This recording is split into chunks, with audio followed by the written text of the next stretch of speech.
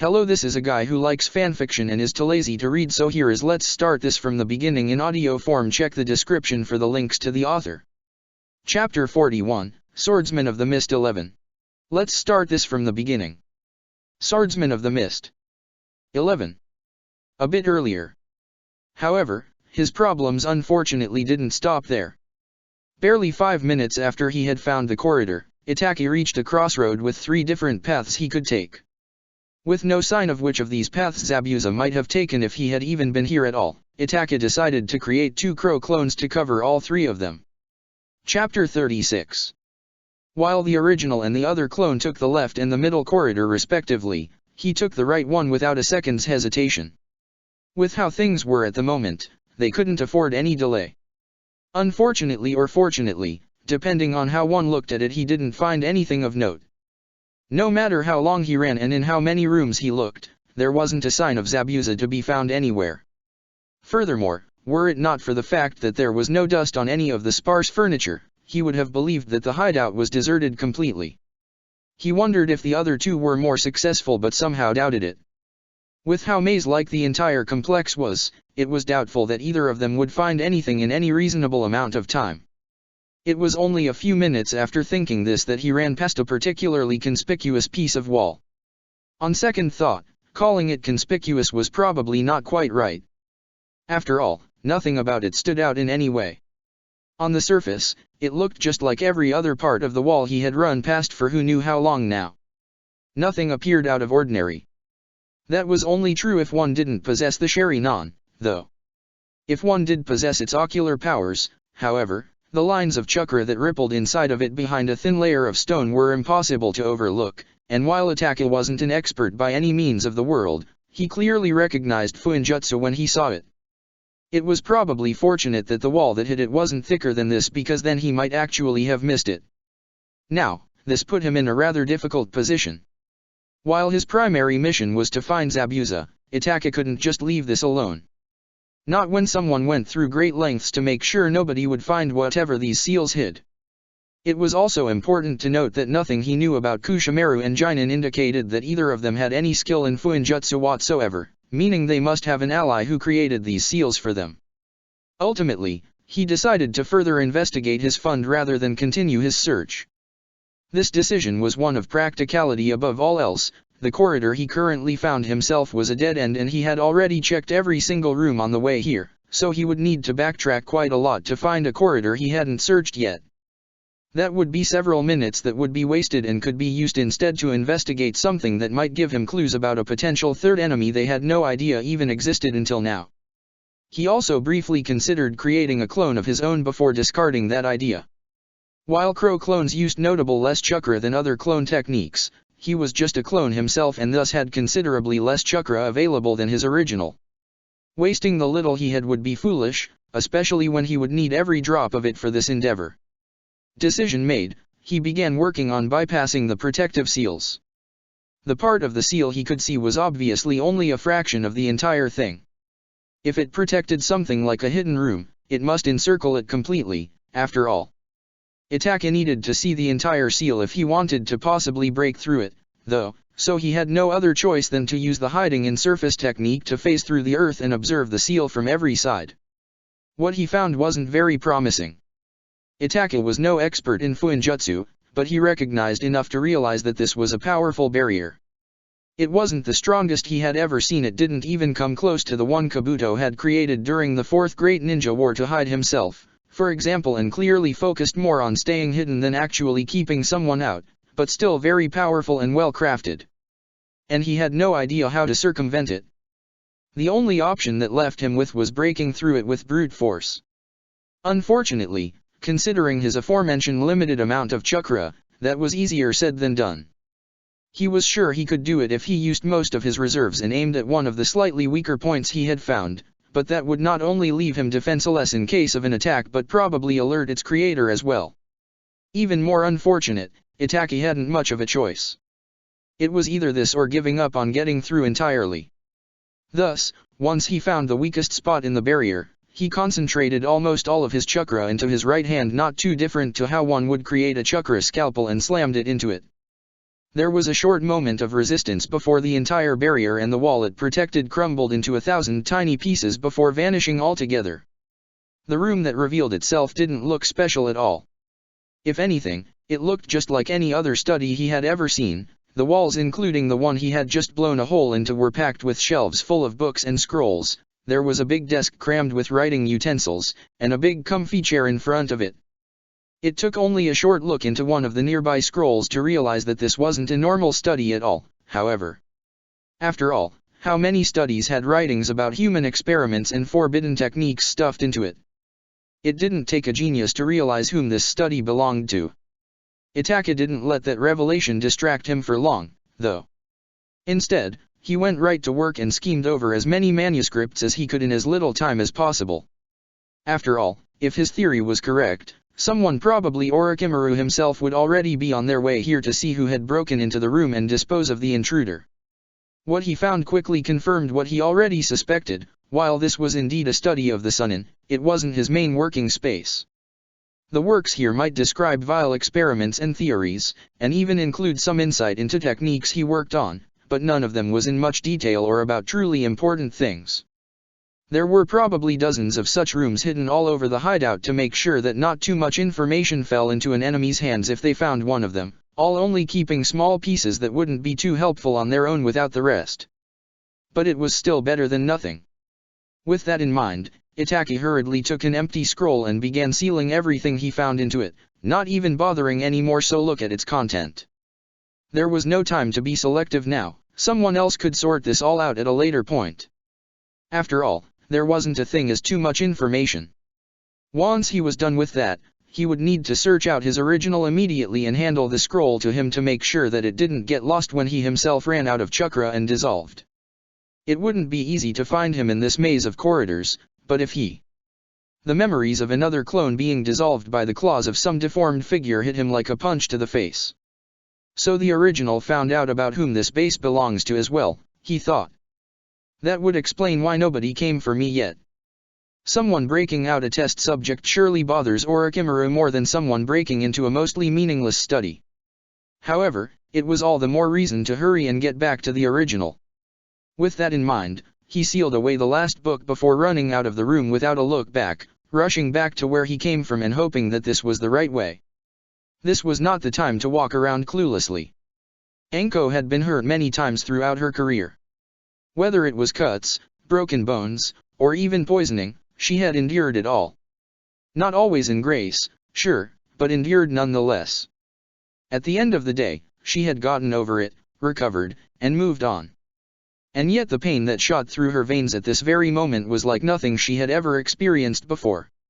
She wasn't the kind of person to give up in the face of hardship, but as things were now, she couldn't do anything but wiggle on the ground in agony and hope for the sweet release of unconsciousness. Not death, she wasn't that far gone yet, but the black numbness that engulfed one's mind when their minds shut themselves down. Spreading from her neck, flames spread through her body, destroying and remaking everything in their path as they reached further and further into the innermost parts of herself. Her muscles spasmed, her bones ached, and her skin felt too tight on her body. And as if that wasn't already enough, it also grew so sensible that even the softest breeze felt like being stabbed by 1,000 knives. Kukyuku, I wonder how someone who mastered Sage Mode will handle the process. Anko heard him even with the all-consuming pain that lay over her senses like a dark blanket, and she even managed to throw a heated glare at him before once more succumbing to the pain and burying her head in her arms while grinding her teeth to avoid a scream when a particularly strong wave of anguish shot through her. Rejoice, Anko-chan. I suspect that your experience with Senjutsu Chakra will significantly increase your likelihood to survive. She growled. Go to hell you dash, however. She didn't manage to finish that sentence before a new surge made her gasp. Now, that isn't very nice of you, is it? I went out of my way to grant you such an amazing power and you're not even appreciative of it. How rude. Anko wanted to scream, it doesn't feel amazing in the slightest, but she knew better than to try speaking again when she probably wouldn't be able to finish the sentence anyway. I look forward to what you will be able to do with this gift of mine, he continued, apparently uncaring whether she could reply or not. Until now, I didn't even think it possible that I would one day be able to observe my cursed seal interact with a true sage. Will you be able to stay in Sage mode indefinitely? Will you get even more raw power than with either technique alone, or will they cancel each other out? Will these two opposites flourish, or will they wither away? He chuckled. Oh, my dear, there is so much the two of us will learn from this, I promise you. Anko had stopped listening to him halfway through his monologue and instead tried to focus on what was going on inside her body. Needless to say, she was confused. At first glance, what he had injected in her felt like a small, concentrated amount of his own chakra, and that was definitively part of it.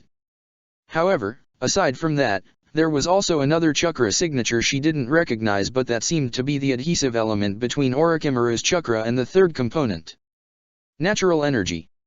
She had almost not recognized it at first with how different it felt from what she was used to, but once she concentrated exclusively on it whenever the pain somewhat ebbed away, she realized that it couldn't be anything else. There was something unnatural about it, yes, and it felt much more sinister than natural energy had any right to be, but considering who Orochimaru was and what he had done in the past, it wasn't too much of a stretch to conclude that he had experimented with it in order to become a sage after the usual method didn't work out for him. Unfortunately, this knowledge did not help her in any meaningful way. She might be skilled in shaping natural chakra, but this was far too different for her to be able to apply her knowledge to it. I'm sorry, she thought as the faces of Itachi, Aida, Yukio, and Tanaka-sensei flashes before her eyes. I don't think I will get out of this. Her only hope was that Itachi's team would launch a rescue mission for her, and Anko couldn't let that happen. Not when it could result in all their deaths. No, the risk of that was simply too high. However, that didn't mean she would let herself be captured either. Not only had she no interest in becoming a test subject for whatever vile experiments Orochimaru would come up with, but she was also too proud to let that happen. It was a shame that she didn't have the energy to stand up and use the twin snakes' mutual death technique for a last-ditch effort in taking him with her, but alas, you couldn't have everything. As long as she could kill herself and destroy the syringe in her pouch to avoid letting it fall into Orochimaru's hands, she would be happy. Anko was just about to put her plan into action when a whizzing sound reached her ears.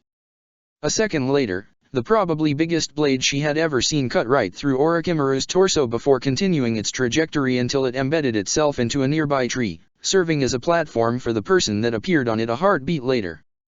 Anko, however, focused her blurry sight solely on Orochimaru.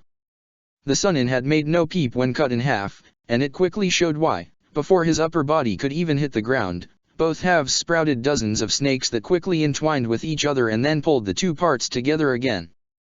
The entire process lasted less than 3 seconds, and at the end of it, Orochimaru stood there as if nothing had happened.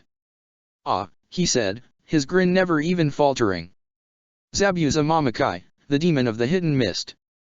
I take it your presence here means that Jinin is dead, then. Orochimaru, the other man replied in a mocking imitation of Orochimaru's voice. So you're their ally, then. I offered them shelter and they brought me new subjects for my experiment in return. If you want to call us allies because of just that, you're free to do so. She stopped listening after that as an idea began to take shape inside her head. It was crazy, but with Orochimaru momentarily distracted by the new arrival as he was, she might actually be able to pull it off. And if she did, she might even get out of this with her life intact. Verifying that he was indeed not looking at her, she carefully slipped her hand into her pouch while trying her very best to stop the shaking that had engulfed her entire body at this point and pulled a small syringe out of it. At Ryokai Cave, the first thing someone who wanted to learn Sage Mode needed to do was to let themselves be injected with the venom of the White Snake Sage, as it contained a large amount of natural energy. Only those that managed to not only survive but also avoid transforming into a snake when injected with it were allowed to study there. Before she left, Anko had asked permission to take some of it with her, and the sage had agreed. Who would have thought that I would use it so soon already? Without any hesitation, she took the syringe and injected herself with the venom. If the pain earlier had been intense, then Anko didn't know what she should call this. It felt as if her body was torn apart while two different forces fought inside of her, clashing like fire and water and destroying everything around them in the process. She felt her body squirm and cramp while it changed as it always did when she used Sage Mode, though it felt worse than usual, and she felt her chakra skyrocket with an intensity that brought tears to her eyes. Anko didn't really notice the two currently present men jerking around to look at her with similar expressions of surprise and confusion on their faces, nor did she even really notice herself standing up. All she knew was that she needed to move now before her body gave up on her. She kicked off with enough force to make the ground explode beneath her, barely even feeling when the bones in her foot broke and the muscles in her leg tore under the pressure, and almost instantaneously appeared in front of Orochimaru. The Sunin didn't have time to do as much as widen his eyes before her green chakra-coated fist smashed into his guts, making him throw up blood while her own fist was pretty much annihilated by the impact of it as well. His body curled around her first for a moment before he was sent flying with a sonic boom, tearing through trees and rocks without even slowing down and vanishing from sight in an instant. A loud explosion several seconds later announced that he must have hit an obstacle that didn't just give way and instead served as a hard stop for Orochimaru's flight. By the time Anko's head hit the ground, she had already drifted into the welcome numbness of unconsciousness. You let her face Orochimaru on her own. She seemed confident that she would be able to stand up against him for at least a while. And what if she's wrong about that? Itaka didn't bother with a reply. They both knew what would happen if he had judged the situation wrong, and he saw no reason to speak out the obvious. Furthermore, he still believed that he had made the right decision. While he and Anko together would most certainly be able to best Orochimaru, the Sunin's ability to wriggle his way out of even the most desperate situation remained the same and would probably result in him fleeing once the table turned against him. Without the element of surprise on their side, trying to take Orochimaru was almost destined to fail. No, it was wiser to retreat for now and confront him at a later point when Itachi and his teammates were in better condition. Speaking of his teammates' condition. You have been lucky, Kakashi, he said while channeling some more chakra into a wound on his chest to make the flesh slowly snitch back together. These wounds might be deep, but they wouldn't have killed you even without my aid. Kakashi gave a humorless chuckle, thankfully not mentioning the obvious change of topic. I guess, but forgive me if I don't feel particularly lucky right now. Itachi nodded. As non-lethal as the wounds might be, they were certainly still very uncomfortable, and things weren't improved by the fact that Itachi couldn't do much to lessen the pain. In fact, even if he actually knew how, he wouldn't be able to do it under these circumstances because he wouldn't dare to numb his teammates' sense when there were still enemies around. Still, Kakashi really had been lucky. The cuts didn't actually go deep enough to have harmed any organs, for one thing, and also cut cleanly through flesh and muscles instead of messily tearing them apart like it regularly happened when one got hit by a clumsy attack. If there's one advantage in fighting one of the 7 swordsmen, Itachi thought, then it's that all their attacks are very precise. As long as they only graze you, the odds are that the wound won't be too bad. The fact that there was a 3rd swordsman present, however, was very concerning. It made one wonder what else they had overlooked. There couldn't be any other of them lurking around, considering Ringo's corpse had been the only one of the group's dead members that had been unaccounted for, and the only other surviving member was Kisame, who never liked Orochimaru and would rather let him die than help him even if he was in the area, but that didn't mean that there couldn't be any other opponents left. Any other opponents aside from Nakamura, that is, Itachi silently conceded in the privacy of his mind. The Nukenin was sneaking around the edges of Itachi's awareness, clearly just waiting for his chance to rush in and kidnap the unconscious girl that lay a few meters to his right. Itachi had actually hoped that he would have tried something by now, simply because that would have given him the opportunity to take him out and possibly even take him prisoner, but unfortunately, he seemed smart enough to realize that he was completely outclassed. And yet he doesn't seem to understand what it means that Orochimaru sent him after me, even though there is little to no chance for him to succeed or even survive the attempt. Do you still have ration pills left? Kakashi raised a brow at that question. Yeah, he said. What about you? I lost my pouch when I fought her, Itachi said with a tilt of his head towards the motionless form of the girl to their side. There was not enough time to go look for it before I retreated, so I don't have any with me anymore. Do you want me to give it to you? You are the one who will need them when we retreat from here, Itachi said. I might be able to heal your wounds for the most part, but you still won't have much energy and we can't let you fall behind. Kakashi grimaced at that, aware of not only their taste but also their side effects as he was. Itachi couldn't say he blamed him but didn't disagree with him. Both of them suddenly tensed while their heads jerked around when they felt a chakra signature quickly heading straight for them, only to relax a moment later when they recognized who it was. This entire mission is a complete shit show. Usually, Itake might have been amused by such an entrance, but right now, both that sentiment and his relief at seeing Zabuza alive and mostly well became meaningless in favor of what he saw who the swordsman carried in his arms. "Lay her down," he said, and for the first time since he knew the man, he didn't resist something that could be interpreted as a direct order. Itake immediately raised to his feet and rushed over to Anko's side. His treatment of Kakashi was pretty much finished anyway and she was clearly in much more need of medical assistance. Kakashi was right next to him. After all, even if he did barely know Anko, he still cared about every inhabitant of Konoha. "What happened to her?" he asked while Itake kneeled down to check on her. "And what about Orochimaru?"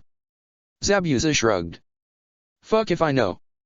She was already lying on the ground and writhing in pain by the time I found her after I killed Jinan, though it must have been a hell of a fight before that judging from the destruction all around. Next thing I know that girl stands up and punches that snake with enough power to make him fly away faster than I could follow. I sent a clone after him before I took her here, so we will know soon enough if he's still alive or not." All three of them noticed the presence of their silent watcher Nakamura vanishing at these words, most likely to check on his master, but none cared enough to go after him or even mention it. "Her left leg and foot are heavily damaged," Itake said. "Her right fist as well. She must have put a lot of power into her attack if the backlash is dash." He abruptly stopped when his eyes fell upon the dark markings on her neck, his mouth going dry. He knew what it was, of course, and thus understood exactly what it meant. This is bad, he thought, whatever idea he might have had about confronting Orochimaru later all but forgotten. Even if she survives this, she will not take that well. "Itake, what dash? You know the evil sealing method, don't you?" he interrupted Kakashi while pushing the fabric of Anko's clothes a bit away to reveal the cursed seal on her neck. Kakashi's demeanor instantly became even more serious. "I do." "Good." Itake quickly created a crow clone before channeling chakra into his hands for his medical ninjutsu. "I will heal the worst of her injuries to make sure they don't become permanent and then you will suppress that seal Orochimaru put on her." He turned towards Zabuza. "In the meanwhile, my clone will heal your wounds as much as time allows." While none of his injuries appeared to be too threatening, they would still slow him down, especially the burns on his leg. Considering they needed to move as quickly as possible, that couldn't be allowed. Fortunately, Zabuza seemed to think along the same lines and didn't resist.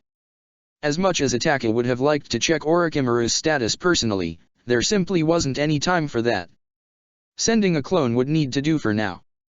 However, the most important thing right now was to make sure that everyone in their group survived, and considering both their targets were dead, they had already successfully finished their mission and thus had no reason to stay here any longer.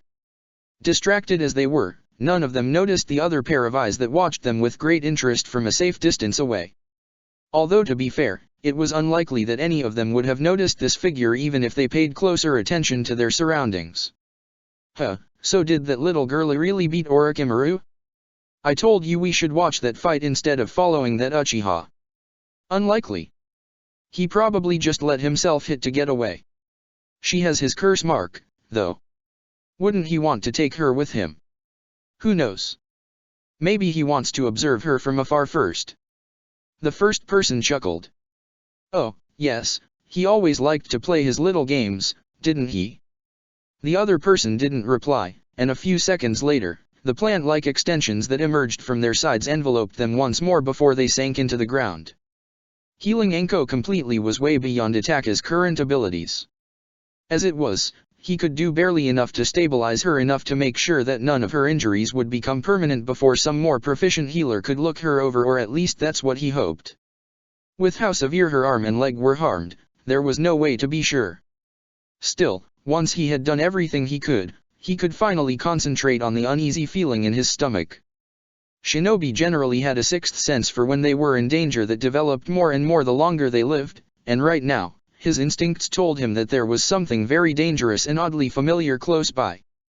In fact, it wasn't as much the fact that he felt something directly that made him sure about that, but the fact that he didn't feel anything specific at all. If something could put him on edge as much as this while still being almost imperceptible, it was definitively a threat. Kakashi dash. The wind is blowing in the wrong direction, he interrupted him, predicting what he was going to ask. I'm reasonably sure that no one is behind us, but it's impossible to say whether someone is in front of us or not. That wasn't reassuring at all. Not only because there could appear someone right on top of them without any notice, but also because the fact that Kakashi had felt something as well ruled out that Itachi was just imagining things. Not that he really thought that was the case, of course, but it would have been nice to be the case. I can't feel anything, Zabuza added, his voice sounding marginally more serious than before. I can usually feel when someone dangerous is close because I'm good at hiding myself and know all the tricks, so that I can't do so now must mean someone is hiding really well. So it was all three of them that felt something was off, then. While Zabuza's way to conclude whether someone was close was certainly a bit unusual considering the situation, it wasn't unheard of. In fact, it was a good strategy to think like something was off when everything appeared to be just fine. Itachi himself preferred to have actual clues instead, but working with Kisame for years meant that he had come to appreciate that line of thinking. Furthermore, Itachi suddenly stopped in his tracks when his brain made some very important connections. There's someone very dangerous close by, he thought. Someone very dangerous that can stay hidden from not just Kakashi and me but Zabuza as well. Someone whose presence I can sense only subconsciously but still feels familiar. The number of people to whom this applied wasn't very big, and it grew even smaller when one took into consideration whom of them might have a reason to be here. It's not out of the realm of possibility that Nagato made them team up for a mission in this area. After all, Kisame might not want to help Orochimaru, but they're still both Akatsuki. And while he certainly wouldn't go out of his way to help him, Kisame would most likely be interested in fighting someone strong enough to fight Orochimaru and come out of it alive. A short stay here was all the warning he gave his teammates when Kakashi was about to ask him what he was thinking before vanishing in a shunshin and reappearing on the tallest tree in the area. The sight that presented itself to him was anything but reassuring. While they were a good bit away from the capital, Itachi could see it in the distance. However, much more importantly, he could also see the plumes of smoke that rose to the sky as well as the flickering of yellow and red light that indicated that several places there were on fire. He was sure he would hear terrified screams and anguished cries too if they were any closer. None of this was evidence for Kisame being the one responsible, of course, but it at the very least was proof that their senses hadn't deceived them. It also meant that the city was not a suitable place to go to. Furthermore, if he interpreted the growing feeling of tension in the pit of his stomach correctly, the source of all this chaos was steadily coming closer and would reach them sooner rather than later. Kakashi wasn't in any condition to fight, however, and while Zabuza's condition was marginally better, he too wouldn't be of much help against a powerful opponent even if he didn't need to carry Anko, and they both wouldn't be able to escape any pursuer as they were now. There was only one way to go from here and Itachi didn't like it one bit. His teammates would probably like it even less, though. Please, just let me dash. The dead body hit the ground before the man could even finish his plea. Man, Kisame said, his voice a mixture of amusement and disappointment. I thought the people that guard a daimyo would be a bit stronger than that. How are you guys supposed to protect that bastard when you're this weak? Not that there was anyone to answer him considering all the guards were either already dead or had fled when they realized how outclassed they were. He honestly couldn't say which group he found more disappointing. And all this trouble just because you wouldn't leave me alone. All he had done was trying to find Kushimaru, Ringo, and Jinin to offer them a position in Akatsuki just like Pain had told him to, though calling it that was probably not quite right. After all, it wasn't as if they actually had a say in that matter. Not that Kisame would care if they tried to decline anyway, mind you, he had long since wanted to kill these three and welcomed any opportunity to do just that. Pain might be unhappy with him, but what could he possibly do? It's not like Kisame was as easily replaced as some other members. All the poor sods Kakuzu regularly killed off came to mind, for example. Besides, there was no way he didn't expect Kisame to act like that. It was certainly no secret how the various swordsmen stood to each other. Unfortunately, finding them was easier said than done. He knew their approximate position, sure, but he hit a wall after that. When he first heard that some shinobi from Kiri and Konoha were here for a joint mission that had the same targets as he did, He thought it would be easy to just wait for them to find his former colleagues and then follow them before eliminating all of them at once. It was just his luck that none of them were in the city anymore when he arrived there, or that some of the guards instantly discovered his presence and attacked. Although to be fair, it wasn't as if he had tried very hard to stay hidden. Hey, he didn't have a good fight in ages. Sue him for wanting to have some fun. Not that it had truly been worth it. Fighting a bunch of weaklings just wasn't enjoyable, and even killing that moron that called himself Daimyo hadn't made up for that.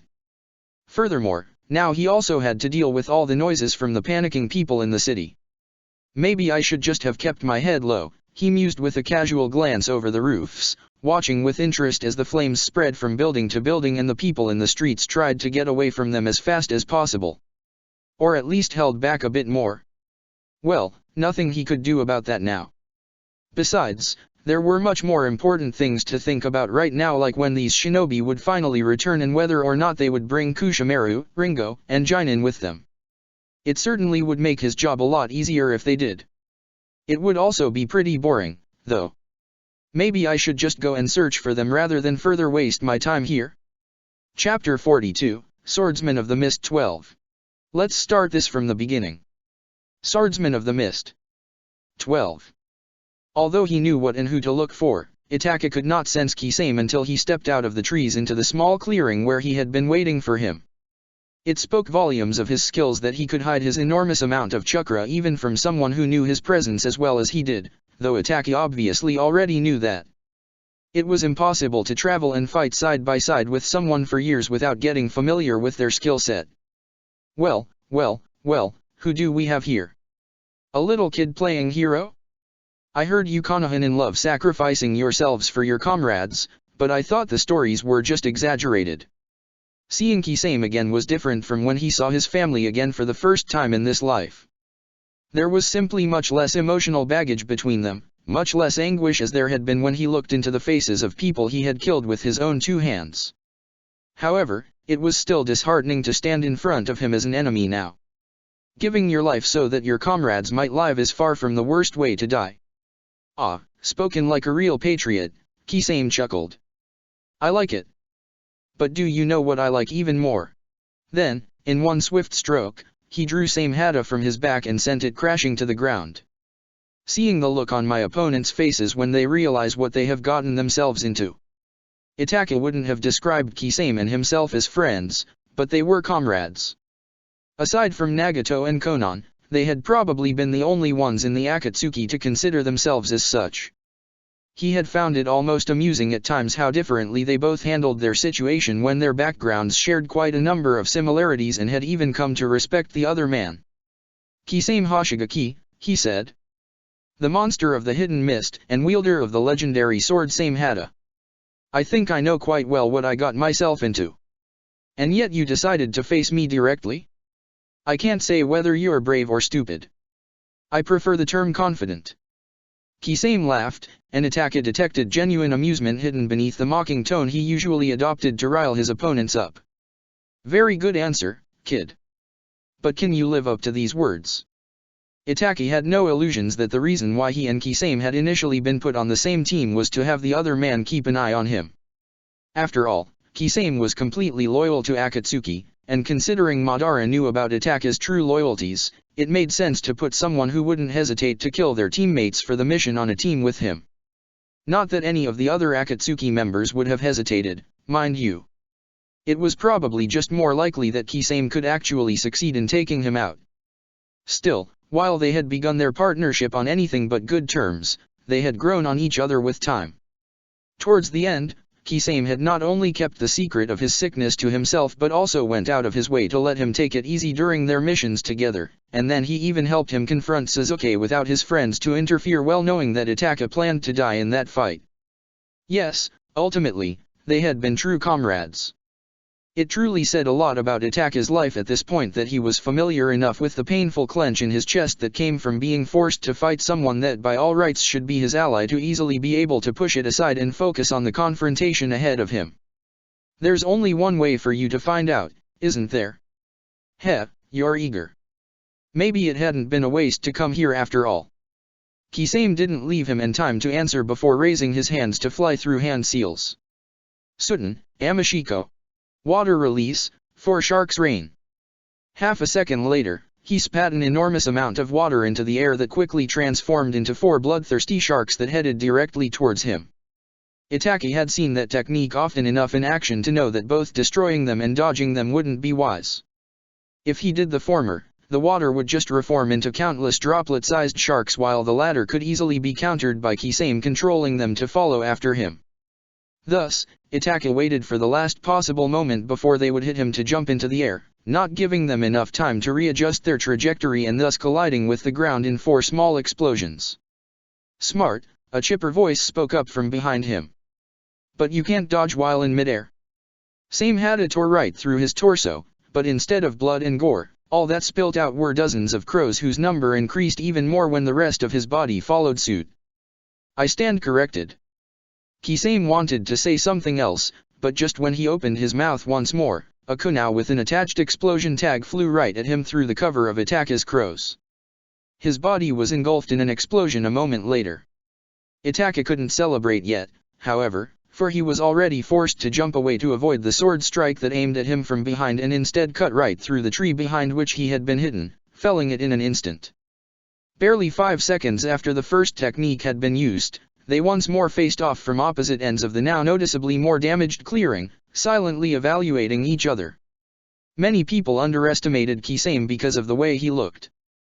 Oh, his opponents were terrified of him, sure, but they still underestimated him because of it. In their eyes, he was a monster they had to watch out for only due to his monstrous appearance and immense strength. Dangerous but ultimately little more than a mindless beast. Kisame knew this and regularly played right into these beliefs to give himself an advantage. Itake, on the other hand, knew exactly how clever his former teammate could be. Although he preferred a more straightforward fight, he could use underhand tactics just as well if not even better than most everyone else, and he quickly saw right through his enemy's strategies and found ways to counter them. No, he might play the part of a monster, but he was not stupid. His next words demonstrated that very well. You're trying to stall me? I thought we had already established that. Itake saw no reason to lie. Furthermore, Kisame had always appreciated the truth, and keeping him happy and interested was key in keeping him here. There is a noticeable difference between fighting someone to keep them away from your comrades and avoiding a direct confrontation through traps. I would be foolish to engage in a direct contest of strength where I'm at a distinct disadvantage, wouldn't I? He hadn't come close to Kisame's strength even as an adult and could only keep somewhat up when he enhanced his body with chakra, and while he could do that now as well, he also needed to be a bit more careful to not overdo it. After all, he was still not fully grown up and thus more vulnerable to accidentally tearing his muscles if he enhanced himself too much. Furthermore, while he had done some healing to his arms, they weren't yet in perfect condition either. He had little enough chakra as it was, and as healing yourself was more costly than healing someone else, he couldn't afford to do more than the absolute minimum. After everything I have heard about the Uchiha, I didn't expect you to be this cowardly, yeah no. You must have never crossed paths with one of my clansmen, then, he said, his lips curving up slightly. Many of them prefer to catch their opponents off guard and finish them with a genjutsu. Kisame chuckled, his stance deceptively relaxed. Is that so? And it's alright to tell me that just like this. Is there any harm in telling you something you already know?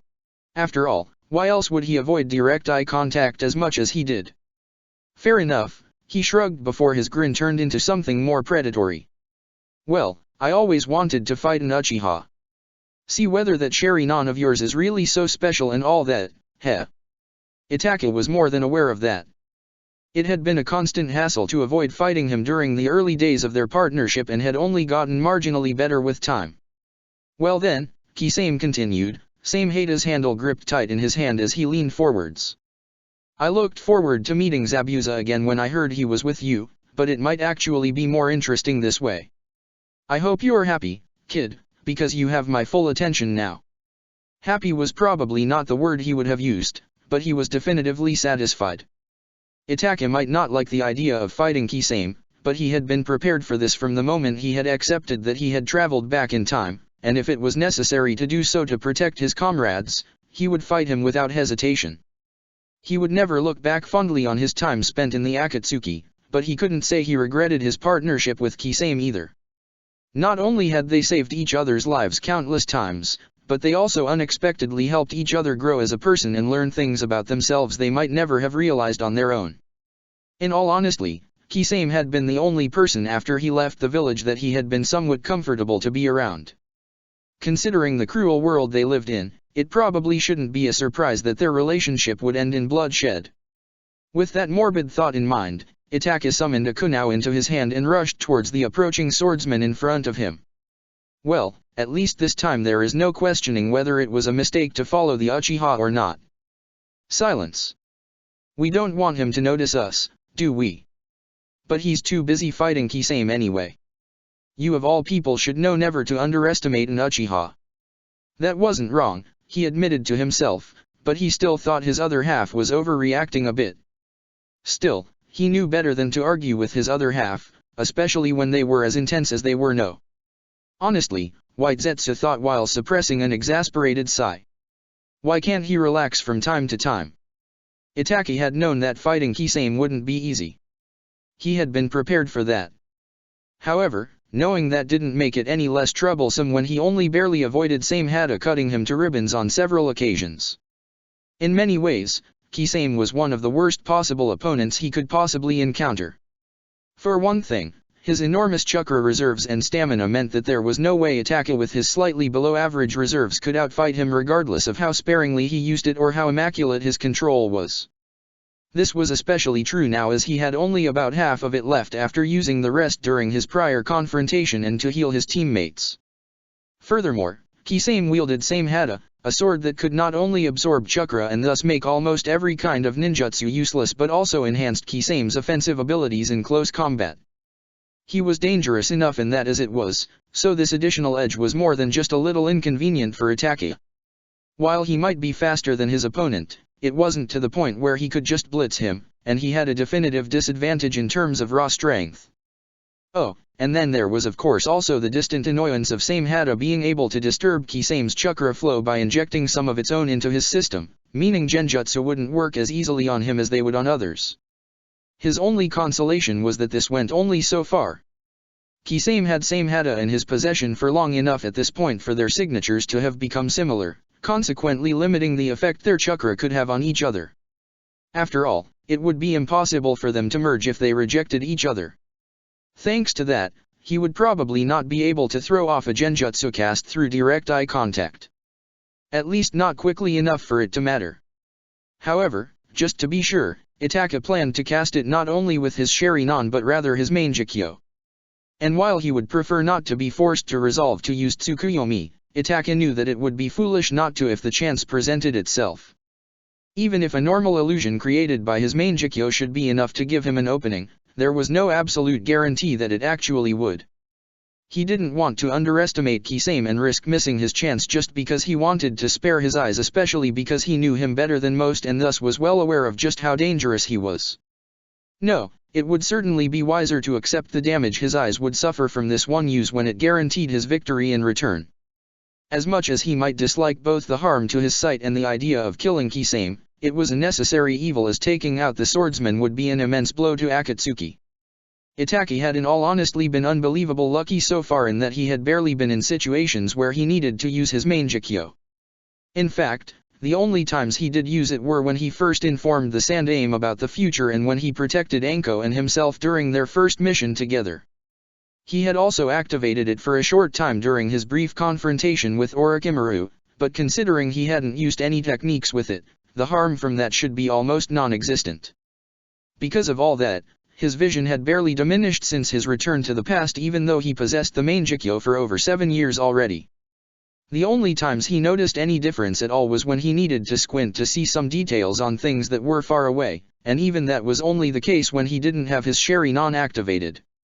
With it, even that stopped being a problem. While the Mangekyo constantly harmed his eyes from the moment of its awakening, the damage didn't accumulate linearly. It depended on how regularly and how much he used it, so when first awakened, there was almost no harm whatsoever. Activating it without using any techniques was harmful but didn't accelerate the speed with which his sight deteriorated. Almost the same was true when he used it to cast normal genjutsu with it, though that did harm his eyes a bit more. True damage only occurred when he used one of his eyes' 3 techniques. It was almost negligible the first few times one used them, but each subsequent use of them did a little bit more damage than the last one, resulting in an exponential increase of damage.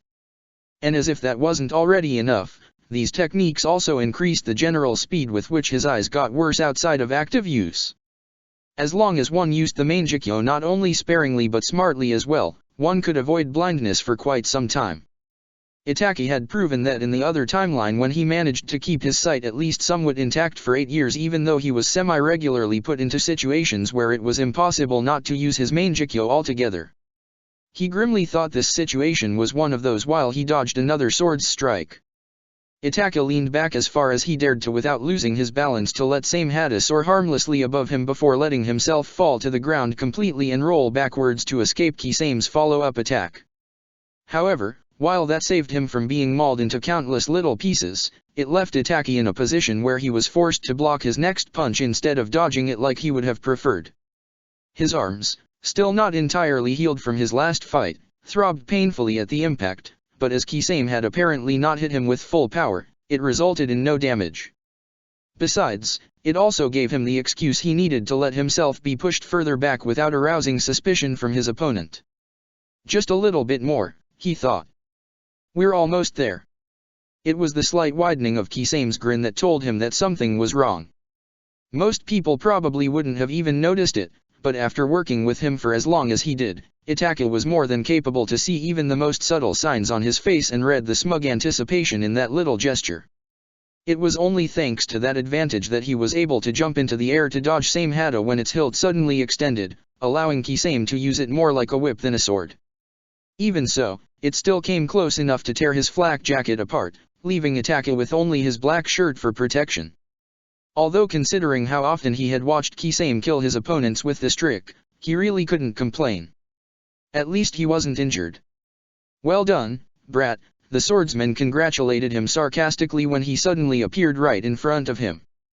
However, you really shouldn't get distracted this easily. Even a little prodigy like you can't dodge an attack without paying attention. Same Hada ripped straight through his body. Half a second later, Itaka dissolved into a croaking murder of crows. And I stand corrected once more. There was no disappointment in his voice when he said that. If anything, he sounded vaguely amused. Though I have the feeling that I will grow annoyed at these pesky little birds sooner rather than later. Itaka stepped into the open from where he had hidden behind a tree a dozen meters away from his opponent, careful to keep a safe distance between them. You can always leave if they irritate you that much. Heh, already trying to get rid of me? Quite a difference to the confident spiel you put on earlier. Are you already regretting your decision to fight me? Not at all, he said, keeping his voice intentionally calm. It's not I who is bothered by mere birds, after all. Itaka saw the mixture of anger and excitement that lit up in Kisame's eyes just a moment before he let Same Hada crash to the ground next to him. You certainly know how to pull off a front, don't you? The anticipation in his voice mirrored the look on his face. Still, I don't think you understand the situation you're in. While these crows of yours are annoying, they're nothing but little pests. Bothersome but ultimately harmless. His grin widened, revealing 2 rows of sharp teeth. Sharks, on the other hand, are apex predators. They kill and maim however they please, ripping off big chunks of flesh with a single attack and swallowing their prey whole, and you will soon learn why they're so successful in what they do. Well, he always loved his shark metaphors. Not that Itaka could really fault him for that, of course. Not only were they quite effective as an intimidation tactic in combination with his appearance, but they actually did fit whatever narrative Kisame wanted to spin. At least objectively. Itaka vividly remembered the story the other man told him during their first meeting about how sharks killed each other in their mother's womb as a way to prove that it was natural that people couldn't trust each other and that only violence was true. In the end, it's always the crows that feast on the corpses of those that have died who are the true victors of any given conflict. Kisame chuckled, genuinely amused by his reply. And yet being dependent on others to get their food can hardly be called a victory. That doesn't change that regardless of who of us dies, it will be their stomachs where we ultimately end. Might is right and all are equal in death. Neither of them addressed each other's silent message but both understood what they were trying to say. Itaka found it somewhat eerie how similar and yet different this was to their first conversation in the old timeline, but maybe he shouldn't be too surprised. Well, Kisame said after a few seconds of unexpectedly comfortable silence. Why don't we test whether you can throw your fists as well as you can your words? With that, Kisame rushed forwards once more, ready to resume their fight. Itaki had been waiting for just that, however. After all, it would have been stupid not to use the time he spent waiting for him to arrive to prepare some traps. Kisame managed to make only a few steps before he reached the point where he wanted him, and the moment he did, Itaki immediately threw a kunao at him. He didn't expect it to hit, of course, so he wasn't surprised in the slightest when Kisame dodged it without even slowing down by merely tilting his head out of the way, letting the weapon fly past him harmlessly. However, hitting him had never been his goal to begin with. In fact, it would have been disastrous if Kisame had decided to block it. He didn't, though, and thus the kunao accurately cut through the wire Itaki had prepared in advance. He could see the moment Kisame realized that something was wrong by the slight shift of his expression, but by then it was already too late and dozens of kunao flew at him from every direction. Half a second later, the explosion tags attached to all of them went off. Itaka wasn't naive enough to think that this attack would have done any damage worth mentioning, so he didn't hesitate and instantly flew through hand seals. Katon, Hosenka no Jutsu. Fire release, Phoenix Sage fire technique. Just like it had been before with his kunao, he didn't expect this attack to do any worthwhile damage. After all, even if they actually hit Kisame, he would be able to just heal himself with same hata. No, the reason he chose to attack him with such a relatively harmless attack was to give away his position, and like a shark that has smelt blood, Kisame came rushing out of the cloud of dirt Itaka's explosions had stirred up straight at him. Itaka didn't dodge or try to fall this time back and instead drew a kunao to block the descending sword a few centimeters above his head regardless of the pain that shot through his arms as a result. At the same time, the ground beneath Kisame's feet broke open and revealed two in-green chakra-coated hands. Now, Itaki had planned to use chakra scalpels to cut first the muscles in his opponent's legs and then do the same with his arms afterwards to disarm him. Then, once he managed to part Kisame from same hata, he would go for the killing blow. That plan unfortunately fell apart the moment his clone's hands touched Kisame's legs as the body immediately dissolved into water. Suten, Suko Sandan no Jutsu. Water release, water shark shot technique. Things became only worse from there because the clone that had dissolved right in front of him provided a perfect source of water for Kisame's technique. Due to that, even Itaka couldn't fully evade the shark that had formed from the liquid before it even hit the ground. The only reason he could avoid a direct hit at all was that his clone hadn't been idle either and threw itself between him and the attack. Even so, the explosion was still powerful enough to inflict many small cuts all over his body as the shockwave hurled him across the clearing. The pain was manageable, however, allowing Itaka to remain aware enough to notice the approaching figure to his right in time to push himself off his hands and out of Kisame's trajectory just in time to avoid the sword slash that split the ground where his head had been less than a second ago. I didn't take you for someone who would send a clone ahead. In all the years Itaki had known him, Kisame had rarely ever used a clone for such a purpose. Creating a lot of them to overwhelm an opponent or to use them in combination with the water prison technique was one thing, but to use them like this was entirely out of character for him. The swordsman chuckled while continuing to rush after him, not bothering to pause their battle again just to talk. Well, I took you for someone that favors clever little tricks over direct combat, he said as he swung same hata once more towards his head. I had to prepare for that somehow, didn't I? Itaka didn't waste time with a reply and instead made a single hand seal that set off all the paper bombs he had prepared in advance beneath the ground. After all, he would have been foolish to set everything on one plan only. Kisame would probably expect him to use this opportunity to fall back again, so he did the exact opposite and rushed towards him, allowing Itaka to surprise his opponent. Furthermore, while Itaka's sight in the world up dirt wasn't perfect either, it was still miles ahead of Kisame's, whose proficiency in the silent killing technique would be useless in the aftermath of all the noises the explosions had made as well. This assumption was proven correct a second later when Itaka found him amidst the dust cloud and managed to come close enough with his kunai to nick his cheek. Using his smaller stature to his advantage, he successfully first duck under Kisame's reflexive counter-attack with Same Hada and then roll beneath the following kick to position himself behind him before trying to destroy his spine with one precise stab that even Kisame wouldn't be able to heal himself quickly enough from to avoid a subsequent attack. Kisame managed to move slightly to the side, however, transforming an attack that would have been lethal into one that might be painful but ultimately useless and even slowing him down. Knowing that he would be prepared for him trying to use his size to get into his guard this time, Itaki instead created another crow clone faster than normal eyes could follow and attacked him from left and right at the same time. His kunai thrust was easily blocked by Same Hada while his clone's attack failed when Kisame grabbed its wrist before it could harm him. That didn't discourage him, though, as it didn't interfere with what he had planned. Rather than following up with another attack, his clone twisted in their opponent's grip until it was head over with one leg extended towards Itaki, who reached for it as soon as it was in range. Kisame obviously noticed that something was wrong as well and went to throw the clone away, but by then, Itaki had already caught his clone's limb. Consequently, Itaki was catapulted with it. And this suddenly brought him into a position where there was nothing between him and Kisame to stop an attack, with his opponent's body itself being a barrier to keep Same Hada away. Or at least that would have been the case if Same Hada hadn't decided to act on its own and follow after Itaka the very moment he got away from it. He had seen the sword in action often enough to know how dangerous it was, especially when it tore the bandages that normally kept it in form apart and revealed its true shape as it had done now.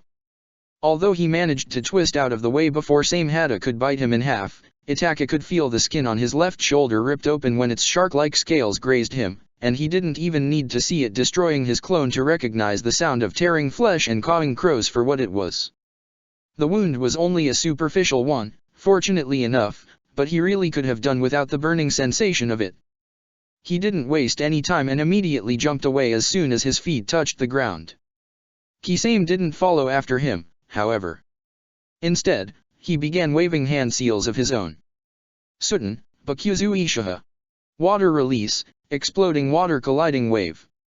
There was an enormous buildup of chakra that he would have been easily able to feel even if he couldn't already see it with his Sharingan, and Itaki had seen the results of what it could do if given the chance often enough to know that the entire area would soon be flooded with water.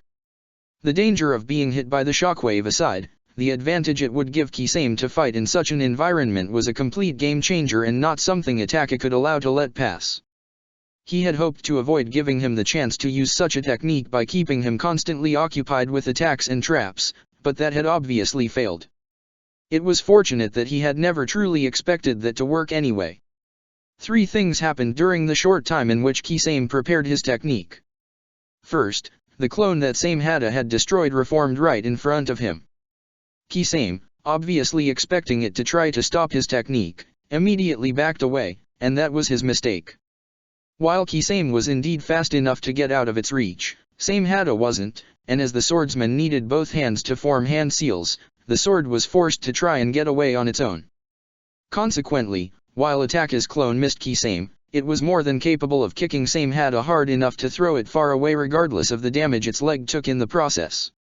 Second, 3 more crow clones that he had created before the fight had even begun and that had kept themselves hidden until now appeared around Kisame, and together with Itaki himself, they formed a square around their opponent. Third, they used a technique of their own. Uchihaka Engine. Uchiha Flame Formation. The 4 of them slammed their palms on the ground at the same time as Kisame began spatting out an unbelievable amount of water, creating a blood-red barrier all around him before the water could reach them. The area inside the barrier was filled to the brink within mere moments, destroying the clone that had kicked Same Hada away in an instant. It was true that Itaki had hoped to stop Kisame from using any of his big techniques at all, but he had never truly expected to be able to accomplish that. Consequently, this was what he had come up with, a barrier that was strong enough to keep him in whatever amount of water he might summon imprisoned but wasn't too chakra expensive as to exhaust him. It still took a considerable amount of chakra, of course. As things were now, Itaki had maybe 1/5 of his reserves left, though it was probably even less than that. However, his plan didn't stop here. While it was nice and all that he had captured him, this didn't actually end their fight. Not only did this nothing to actually finish him off as Kisame could breathe underwater, but it also wasn't as if he could hold him there indefinitely. And judging from the shit-eating grin on Kisame's face, he knew that as well. With that in mind, Itaka didn't waste any time and continued with the next part of his plan. Slowly but surely, he and his 3 clones began walking towards Kisame, continuously shrinking the space within the barrier with every step they took. At the same time, the amount of water inside of it obviously remained the same. Now, while members of the Hoshigaki clan could certainly endure much more pressure than any normal human being, there was still a limit to that ability, and they were rapidly approaching that limit right now if the way Kisame's grin transformed into a startled gasp was anything to go by. Considering the water in question wasn't just normal but heavy, chakra-infused one instead, it was no wonder that the pressure was increasing at such a quick rate. Itaka couldn't be entirely sure, but it probably wasn't a scratch to claim that Kisame was the strongest water user in generations, maybe only surpassed by the likes of the Nidaime Hokage. In fact, he was so talented in the use of his element that he could manipulate it in such a way that it wasn't just normal water he summoned but distilled water instead. Considering this meant it didn't conduct lightning, which was usually one of its biggest weaknesses, this talent was usually one of Kisame's greatest strengths and something that no one had ever used against him. Which was exactly why Itaka had designed this very strategy many years ago, just shortly after they had first teamed up with one another in case he would ever need to fight him. After all, people rarely expected their trump cards to be used against them, leaving them wide open to attacks whenever it actually happened. He could feel the moment Kisame began fighting back by the increasing difficulty it took him to continue to walk forwards as his opponent began pushing the water outwards away from himself. This, Itaka knew, would ultimately be successful. No matter how strong his barrier might be, he simply lacked the chakra to keep it up long enough, especially when his reserves hadn't even been full at the start of the fight. With his monstrous reserves, Kisame would overpower him sooner rather than later. However, that didn't matter to him. While it would have been nice to finish him off with this, that had never been his goal to begin with. Much more, he had captured him only to keep him in a place where he could see him. The entire act of slowly increasing the pressure was only a pretext to keep him occupied and stop him from noticing that Itaka was preparing his true attack. Or, to be more precise, stop him from noticing that the tomos in Itaka's eyes had spun around to form his main Jikyo and that he had closed his right eye while simultaneously channeling chakra into it. After all, the Amaterasu hit everything within his vision, so having Kisame trapped right in front of him with no way to escape left him all but defenseless against it. Unfortunately, he never got the chance to actually take advantage of that because it was then that same Hada reappeared. Itaka's lips thinned. I hoped it would have flown away too far away to intervene, he thought, his mind racing. My clone either didn't kick it hard enough or it was fortunate and got caught in some unusual high-reaching tree branches. Regardless of what was ultimately the case, the crux of the matter was that this rendered his entire plan useless. Same Hada could easily break through his barrier due to its ability to consume chakra and consequently not only weaken him but also free Kisame without breaking a sweat. And as there was no way he would be able to use Amaterasu before that happened, his plan had effectively already failed. Time for Plan B, then. Rather than waiting for Same Hada to break through his barrier and steal his chakra, Itaka and his clones all simultaneously stopped their technique before jumping towards their opponent. Kisame, who could not notice the reappearance of his sword because it had approached him from behind, had no way of preparing for the sudden collapse of the barrier, not when he could clearly sense that Itaka wasn't out of chakra yet and that the barrier itself was not yet close to breaking, and was therefore caught off guard. That lasted only for a fraction of a second, of course, but that was enough to close the distance between them. One of his clones was intercepted by Same Hada, but his other two and he himself didn't have any such problems. Kisame managed to block his punch to his guts by catching his fist in his hand and avoided the kick to his head from one of Itaka's clones by ducking beneath it, but he was unable to do anything about the second one hitting the back of his left knee. Considering his clones had created a chakra scalpel beforehand, this meant that all the muscles at that spot were cut without any resistance, forcing Kisame to his knees. Immediately spotting his chance, Itaka rammed his own knee into his face to the accompanying sound of shattering teeth. He didn't have the chance to exploit that moment any further, however, for rather than letting him go, this action only tightened Kisame's grip on his hand, and half a second later, he threw him right towards where his two clones were preparing for another attack of their own with enough force to dislocate his shoulder. Itaka clenched his teeth at the sudden surge of pain that shot through him, but he didn't let that distract him from the fight. It was because of this that he saw what his third clone, the one that had been trying to go past Samehada, was doing even with the crows of the two clones that had dissolved when he smashed into them, impairing his vision. Grabbing the outstretched hand with his good arm, he let himself be flung back into the direction he had come from. The clone was destroyed by Samehada just a moment later. It had already fulfilled its purpose, though, so that mattered little to him. Twisting in midair, Itaki arrived at his opponent with a flying kick. Kisame blocked it just in time, but due to having only one good leg at the moment, it was powerful enough to make him stumble backwards and thus leave him open for his follow-up punch to his liver. After all, while he might be able to withstand physical attacks better than most, being hit there hurt everyone regardless of how tough they were. The painful gasp Kisame let out was proof of that. Not stopping there, Itaka formed a chakra scalpel with one hand and thrust it forward, only barely missing Kisame's throat when the swordsman tilted his head out of the way while simultaneously throwing a punch of his own. Itaka saw the attack coming in time to be able to dodge it, but he didn't. Instead, he forced his dislocated arm between his body and Kisame's fist and took the attack head-on. The power behind the punch was enough to not only break his already battered arm but also crack some of his ribs, knocking all the wind out of him and bringing involuntary tears to his eyes. However, it also gave him just the opportunity he had been hoping for. The attack had lifted him into the air and into the perfect position to send a kick to Kisame's chin, making his head snap upwards and crushing some more teeth in the process. But it was not the damage he did with the attack itself that he was after. Rather, it was the fact that thanks to this, their eyes met for the first time since their fight began. His plan to use Amaterasu might have failed, but that wasn't the only technique Itaka could use with his Mangekyo. A part of him felt bad for it, but it was already far too late for regrets. Tsukuyomi. Heh, what a terrifying technique. Itaka didn't bother with a reply, choosing instead to spare his breath and collect his strength while thinking about how to progress from here. He was currently crouching on one knee about a dozen meters away from Kisame, his left eye closed to help it recover from the after effect of his technique and his injured arm nestled in front of his chest.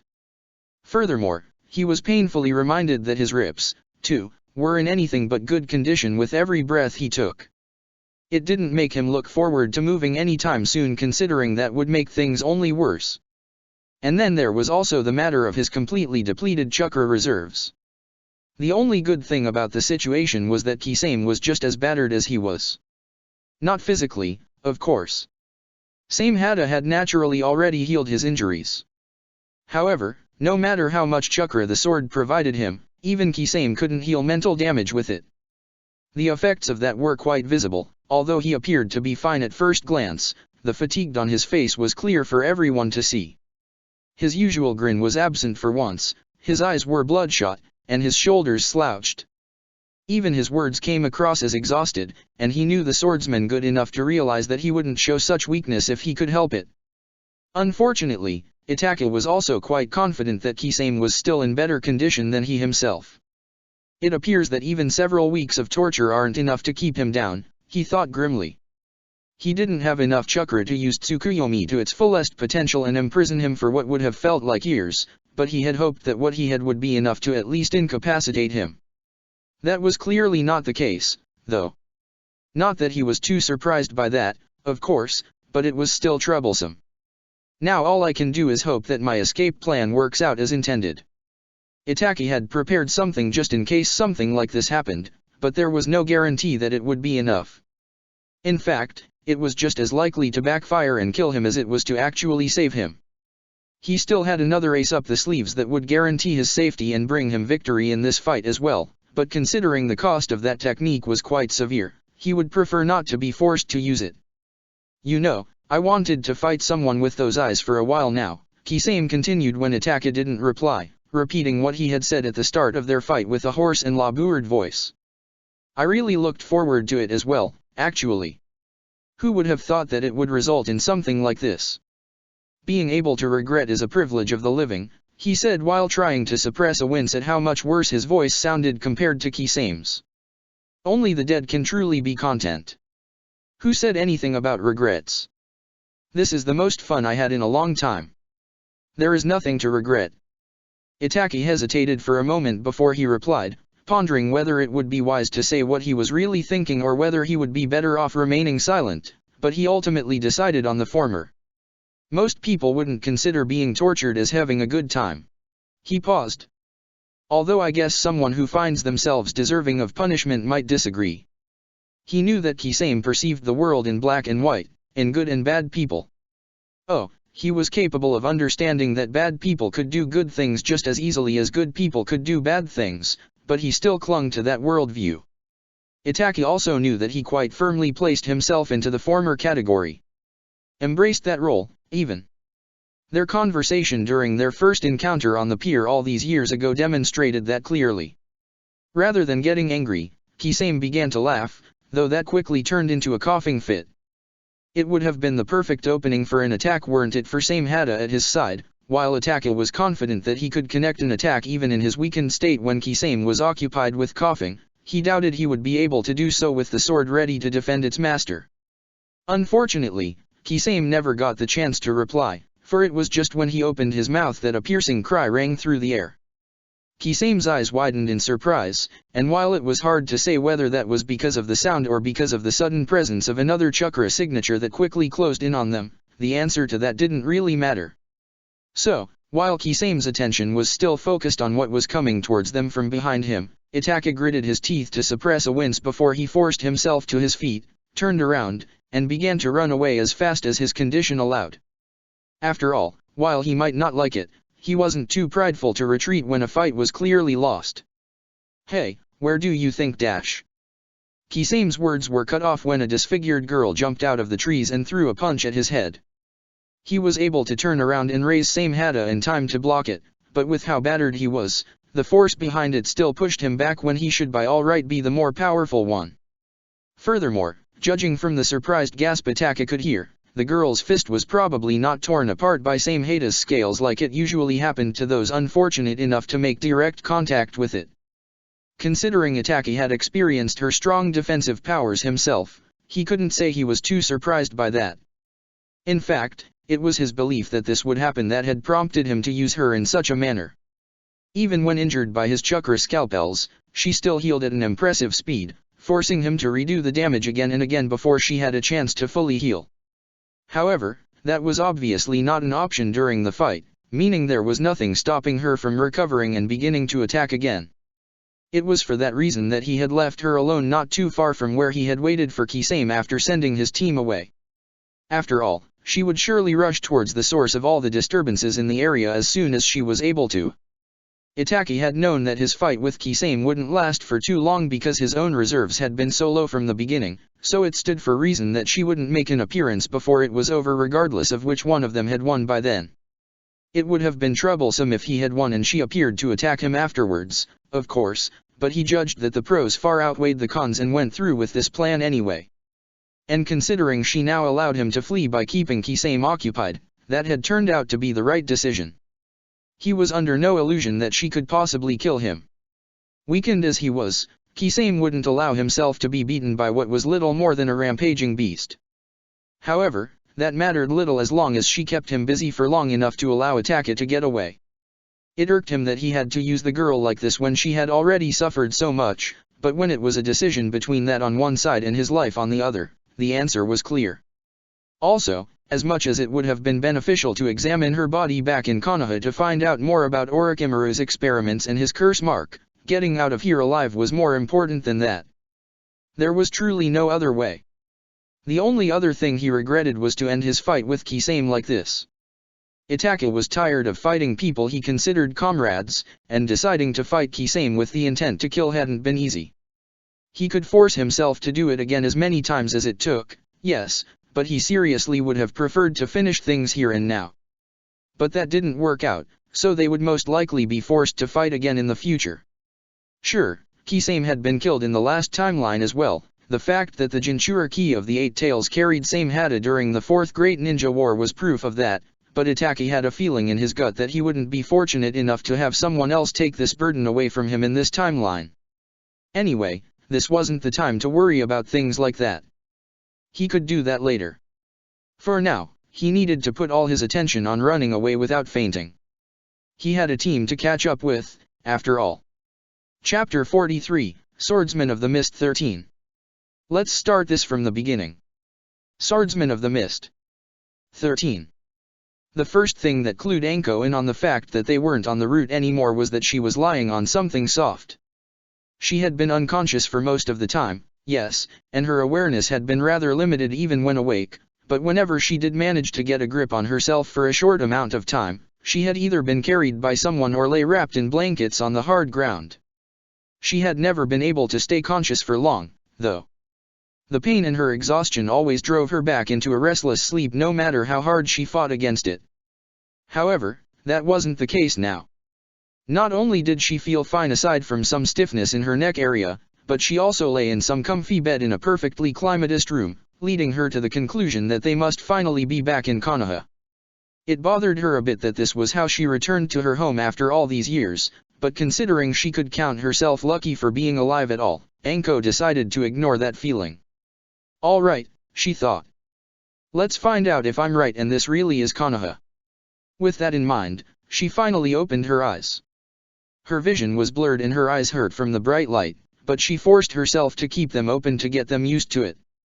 Nonetheless, the little bit she could see was enough to make her realize that this was indeed Konoha. Or, more specifically, a hospital room in Konoha. The white walls, machinery, and the Konoha emblem on the wall were kind of a clear giveaway. Furthermore, there was also the typical hospital smell in the air that made her mentally scold herself for not noticing it earlier. All of this could theoretically be faked, of course. So, what truly convinced her that she was home was none of that but the woman sitting next to her bed that gave her a beaming smile when she noticed that she was awake. Mikoto-san. Anko didn't even care about how weak and raspy her voice sounded, caught off guard as she was. She then tried to sit up but was immediately stopped by two hands that gently pushed her back down before she could get far. "Welcome home," Mikoto said, her voice just as soft and melodic as Anko remembered. "You shouldn't overexert yourself yet. Just keep lying like that and relax, yes." Anko couldn't say she liked that very much, but she didn't have the energy to resist her anyway, so she reluctantly did as she was told. "What are you doing here? Why, I couldn't let you be all alone when you wake up, could I? No one should be left on their own when they wake up in a hospital bed. Having someone at your side is much nicer, don't you agree?" Something in her chest clenched painfully at that, and unsure whether she even could utter a sound, she just nodded. "Besides," Mikoto continued, "you're practically family, so of course I wanted to be by your side when you wake up." Anko blamed it on the drugs which had doubtlessly been pumped into her body that she reacted so emotional, but she couldn't help it and teared up a little bit. While she hadn't woken up in a hospital all that often, it did happen from time to time as Orochimaru had never been one of those teachers that take it easy or show much consideration for their students. However, he certainly never bothered to wait at her bedside for her to wake up, and because she was an orphan she also had no family to visit her either, so she had always been alone. Sure, Yukio visited her sometimes when she stayed there for more than a day, but other than that, the only people she saw were nurses and doctors. She had known that Mikoto took an interest in her son's life. The fact that she regularly invited not only her but Haku and Izumi, another one of Itaka's friends, as well for girls' days was proof of that, and Anko had even been sure that the other woman genuinely liked her, but never would she have ever imagined that she considered her family. Anko had never had something like that, so regardless of whether Mikoto truly meant that or just said it to be nice, it meant a lot to her. After all, she was an Uchiha, family was important to clans such as hers, so she surely wouldn't say something like that lightly. "Thank you." There really wasn't anything else she could say, though she was glad that she managed to suppress a sob before she embarrassed herself. Mikoto, kind as she was, didn't mention it even though she surely must have noticed. After all, retired or not, she was an experienced jonin. Instead, she just gave her a warm smile and let her take all the time she needed to collect herself. It was then that a question suddenly popped up in her head. Is everyone else alright? Itaka must be fine when Mikoto could sit so calmly at her bedside, but Kakashi had been injured if she remembered things correctly, and then there was also their third teammate whose name she didn't know but who she thought had made an appearance and distracted Orochimaru long enough for her to score a hit on him. No one else got hurt, right? Mikato's expression didn't change, but Anko thought she could hear a note of sorrow when she replied. I don't know any details, but there seems to have been some complications when you were unconscious. Anko's eyes widened and she opened her mouth to demand what she meant with that, but Mikoto continued soothingly before she had the chance to do so. However, everyone is fine now. No one died and none of them suffered permanent injuries. Well, that was great and all that, but Anko still wanted to know what kind of complications had happened exactly. Even if Mikoto didn't know any details, she surely knew something. With that in mind, she opened her mouth again to ask for more information only to be interrupted again, this time by a loud bang when the door to the room was thrown open. Usually, Anko would give anyone who barged into her room like that quite an earful, but in this case, her words got stuck in her throat at the sight of just who had entered the room with a foul expression on their face. Just like probably every other kunoichi not only in Konoha but all over the world as well, she recognized the person immediately. How could she not when this was the person praised as the strongest woman in the world? You are damn tired and done with this shit? Hell yeah, I am, so let's get this over with quickly so that I can have a drink and take a nap, shall we? Mikoto gave the woman a reprimanding look that bounced off her ineffectively. She woke up just a few minutes ago, Tsunade-sama. Please show her a little more consideration. I would think rushing over here as soon as she woke up would be consideration enough. Most would say that rushing to their patient's side is a doctor's job and thus a given. Well, most people Anko had never seen Mikoto being so antagonistic towards someone before, and frankly, it scared her quite a lot. Although now that she thought about it, that might simply be a reaction to having two terrifying women that could easily kill her glare at each other over her prone body. Consequently, she said the first thing she could think of to redirect their attention away from each other. How did you know that I have woken up? She regretted that decision as soon as both their attentions focused solely on her, though. Thankfully, Mikoto decided to take pity on her and actually answer her. In addition to the regular doctors, there are various medic-nins in charge of different sections of the hospital, she said. It's common practice that one of them casts a genjutsu on every patient that needs to be closely observed because their condition is particularly delicate, although in your case it was merely because we need to talk with you as soon as possible. These genjutsu are extremely weak, just strong enough to guarantee that the patient has a calm and restful sleep but fragile enough to be broken just from waking up. The backlash of the broken technique then alerts the medic-nin in charge that the patient has woken up or, in cases in which the patient's life is in danger, that they might have died, allowing them to act quickly enough to potentially still save them. That was actually really clever. Who would have thought that genjutsu could be used in such a way? Yes, Tsunade drawled as if reading her mind while also pulling out a notepad and a pen. Pretty ingenious, isn't it? People laughed at me when I first proposed this method, but seeing how many lives it had saved so far, it's me who had the last laugh, don't you think? Well, be that as it may, I don't have time all day, so let us start with what I actually came here for. Anko swallowed when Tsunade threw her a stern look. What the hell did you do to wreck your body like that? She blinked. What? I don't know . However, Tsunade ignored her. 24 of the 27 bones in your right hand were broken, 8 of which to the point where shattered would honestly be a better term to describe it. Both forearm bones on the same side were broken in 5 and 6 places respectively while most of the muscles attached to them were torn as well. Your left leg wasn't quite that bad, but there, too, most muscles were torn and your ankle bone broken to the point where it was hardly recognizable for what it was. And as if all of that wasn't already enough, your entire chakra network is littered with fissures. Whatever you have done with it almost ripped it apart. Just a little more damage would have been enough to destroy it completely, resulting in your death at worst and the end of your career as a shinobi at best. You can count yourself lucky that your teammate knew medical ninjutsu. Rudimentary as it might have been, without it, the damage your body suffered would have been irreversible even for me by the time you arrived here. You better thank him later. Anko honestly didn't know what to say. She had known that she had been injured, sure, but she would never have guessed that it was that bad. Though I guess that explains why my arm is still in a cast, she thought with a sideways glance at the limb in question. After all, such things were hardly ever necessary after a medicnin had already treated an injury. If even Tsunade's treatment couldn't completely heal her arm by now, it must be a serious wound. Tsunade-sama dash.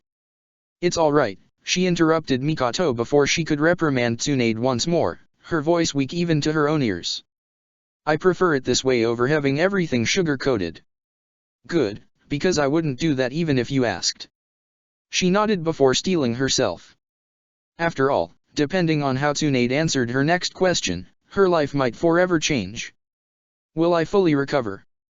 Contradictory to her previous words, Tsunade's expression grew a bit softer, though her voice remained as stern as before. Your leg is mostly alright now. The operation was a pain, but as long as you take it easy for 3 to 4 weeks and don't put more weight on it than absolutely necessary, you shouldn't have any long-term problems with it. Your chakra network is fine as well. Just don't use any chakra if you can help it for the same amount of time and it will recover by itself. Now, regarding your arm. Tsunade paused for a moment, suddenly looking very, very tired. I was able to repair most of the damage and put everything back where it is supposed to be, but the damage was quite extensive. You will require regular treatment for at least another 4 months, though I suspect it will be more akin to 6. You are obviously not allowed to strain it during that time either, so you better don't even think about training. However, even with all that, there will be at least some lasting damage. Anko could feel her blood run cold. And with some, you mean? I suspect you will regain 90% functionality at the end of it. 90%. 90%. It was probably a miracle in and on itself that she would regain even this much, but Anko couldn't help and feel terror at the idea of losing 10% of her arm's functionality. That wasn't enough to immediately make her unsuitable for a life as shinobi, but she wasn't stupid enough to believe it wouldn't affect her at all. Even such a small handicap could make all the difference on a battlefield, after all. It would take an enormous amount of training to compensate for that, and even more to adapt her fighting style to work around any and all problems that would undoubtedly arise from it. Her career might not be over, but it certainly felt like it. No, she thought while forcefully pushing her doubts aside. I can't let this bring me down. I won't. So what if I need to train a lot? How's that different from what I have done all this time anyway? She wouldn't let this be the end. That just wasn't an option. There is one more thing. Tsunade's voice pulled her back into the present, and if there was one thing that could bring across the severity of the situation, it was that her voice actually sounded almost gentle now. Anko tried and probably failed to give them a crooked grin. It can't get much worse than this, can it? Neither Tsunade nor Mikoto replied to that, but they didn't need to for her to understand what they were thinking. The fact that the latter suddenly took Anko's uninjured hand into hers made that very clear. The answer was, yes, it could get worse. Oh, it could get so much worse.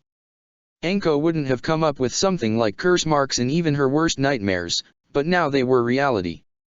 Her reality. Of all the things Orochimaru could have done to her, marking her with such a thing was probably one of the worst.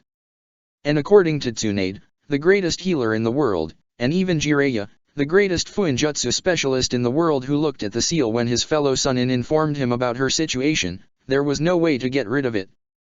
After all this time she had spent on becoming stronger on her own to not only overcome but also distance herself from Orochimaru, she was now irreversibly bound to him. Itachi was more than aware of all the glances he attracted while he waited in the foyer of the hospital.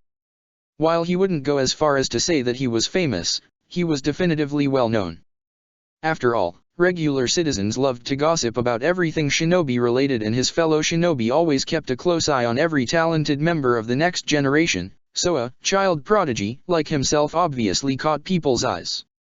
Contrary to what Itachi had heard both Kakashi and Shisui complain about in the past, it was only a minor annoyance at worst and something he was well accustomed to ignore by now, but he could still do without it. This is worse than usual, though. It probably couldn't be helped. After all, it wasn't every day that he found himself in the hospital, even less so as a patient. And unfortunately, his current gowns meant that he couldn't even pretend to be just a visitor. The gossip will be horrible, he thought while suppressing a tired sigh before glancing at his arm. At least my injuries could be treated without complications.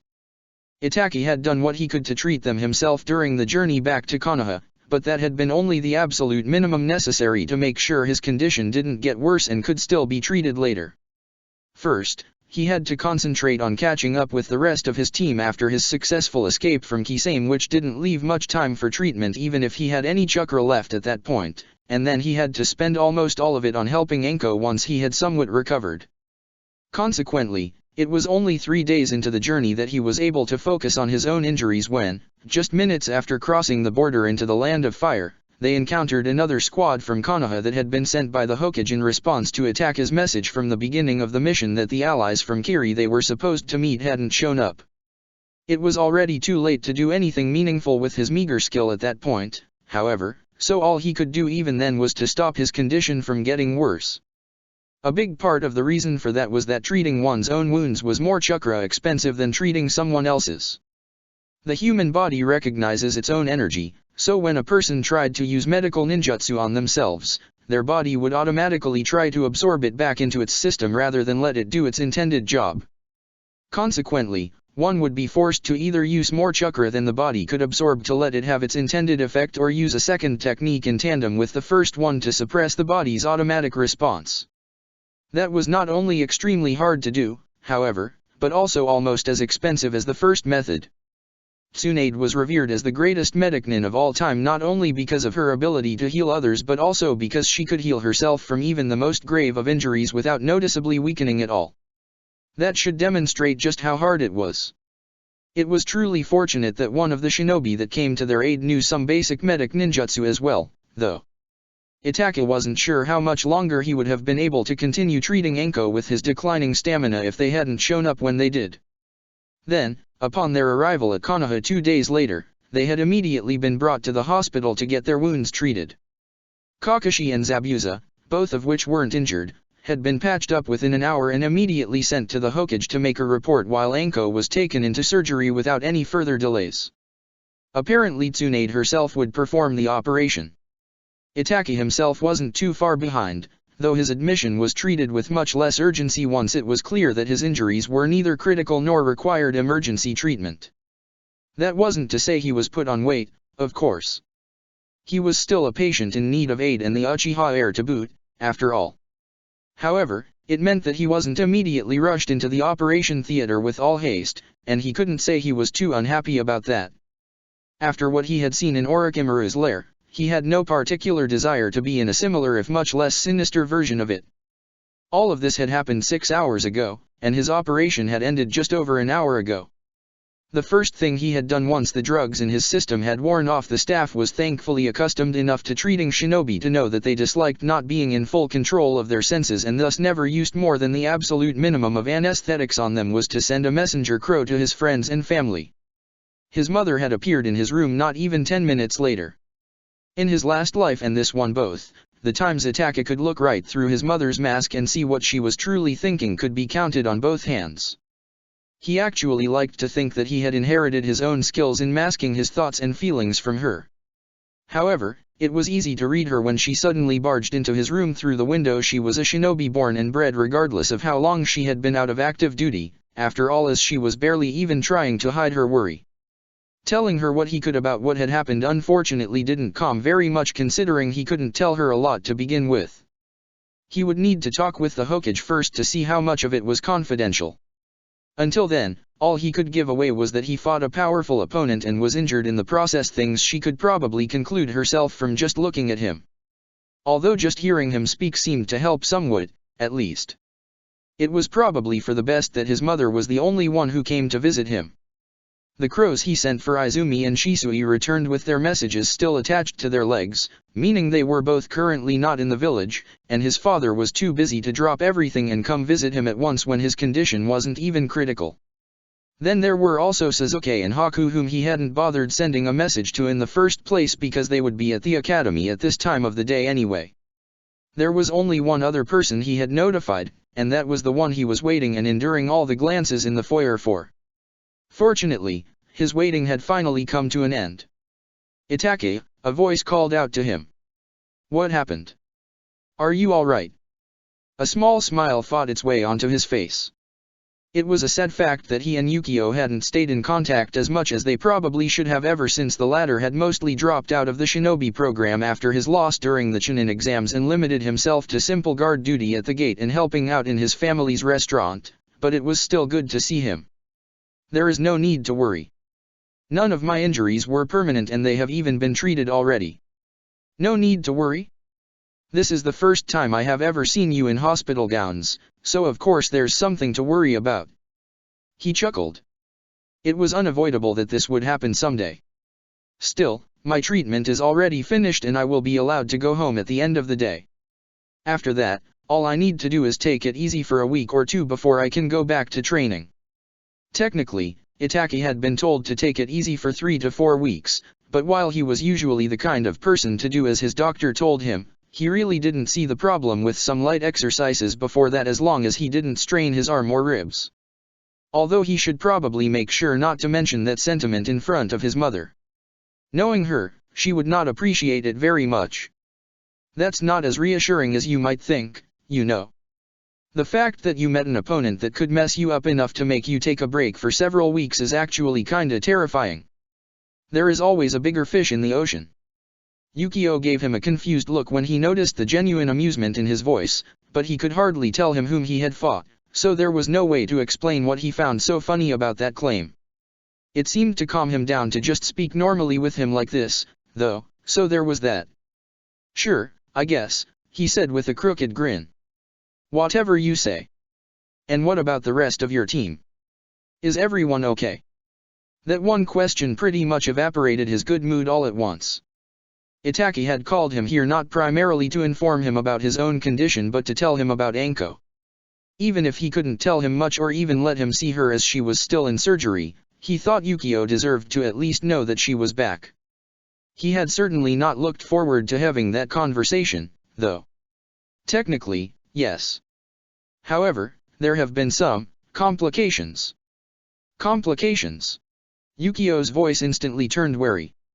What kind of complications?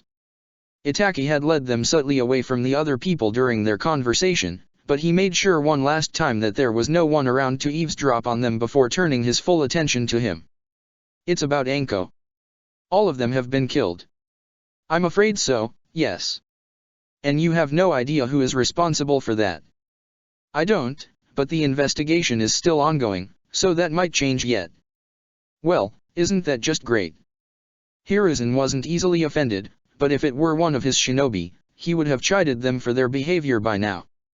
That being said, doing so with Zabuza might result in even more complicated relationships between Konoha and Kiri if the swordsman went back home and reported that Hiruzen tried to patronize him or something like that. As the situation was already troublesome enough as it was, he saw no reason to risk that. And besides, he could probably give the man some slack considering he had just found out that over a dozen of his comrades were confirmed dead. Even if he seemed to care more about the implications of that than about the lives lost, such a revelation was never nice. The Mizukage will not be happy about that. I didn't assume she would be, although I would think that the successful completion of the mission might brighten her mood somewhat. Considering the involvement of a certain Nukenin, it's a wonder things worked out as well as they did, Zabuza snorted before giving him a dark look that was entirely inappropriate to direct at a cage regardless of whether it was your own or not. A Nukenin from this village, even. Also, wasn't he your student too? He really puts me into a difficult position, doesn't he? If it wouldn't be a sign of weakness, Hiruzen would let out a weary sigh just about now. Not reacting to that provocation at all will make me appear weak, while reacting too strongly will make me look unreasonable and might even annoy him enough to negatively influence his report to the Mizukage. How troublesome. However, he hadn't survived in this world for as long as he did, not only due to raw strength. One couldn't wear the Hokage hat for decades and not learn how to play the game. He released a sniff of killing intent for a little less than a second, intense enough to make the other man instinctively and visibly straighten up while still keeping it weak enough to make sure it wasn't misinterpreted as an actual threat. Finding the golden middle ground wasn't easy, but Hiruzen had mastered the art of doing just that many years ago. He agreed after a few seconds of tense silence, deliberately ignoring the way the other man's hand twitched towards the handle of his sword at the sound of his voice. And his interference was most unfortunate. Regardless, I think it's reasonable to claim that the interference of not only one but two more of your fellow swordsmen of the mist was a much bigger problem than Orochimaru's appearance.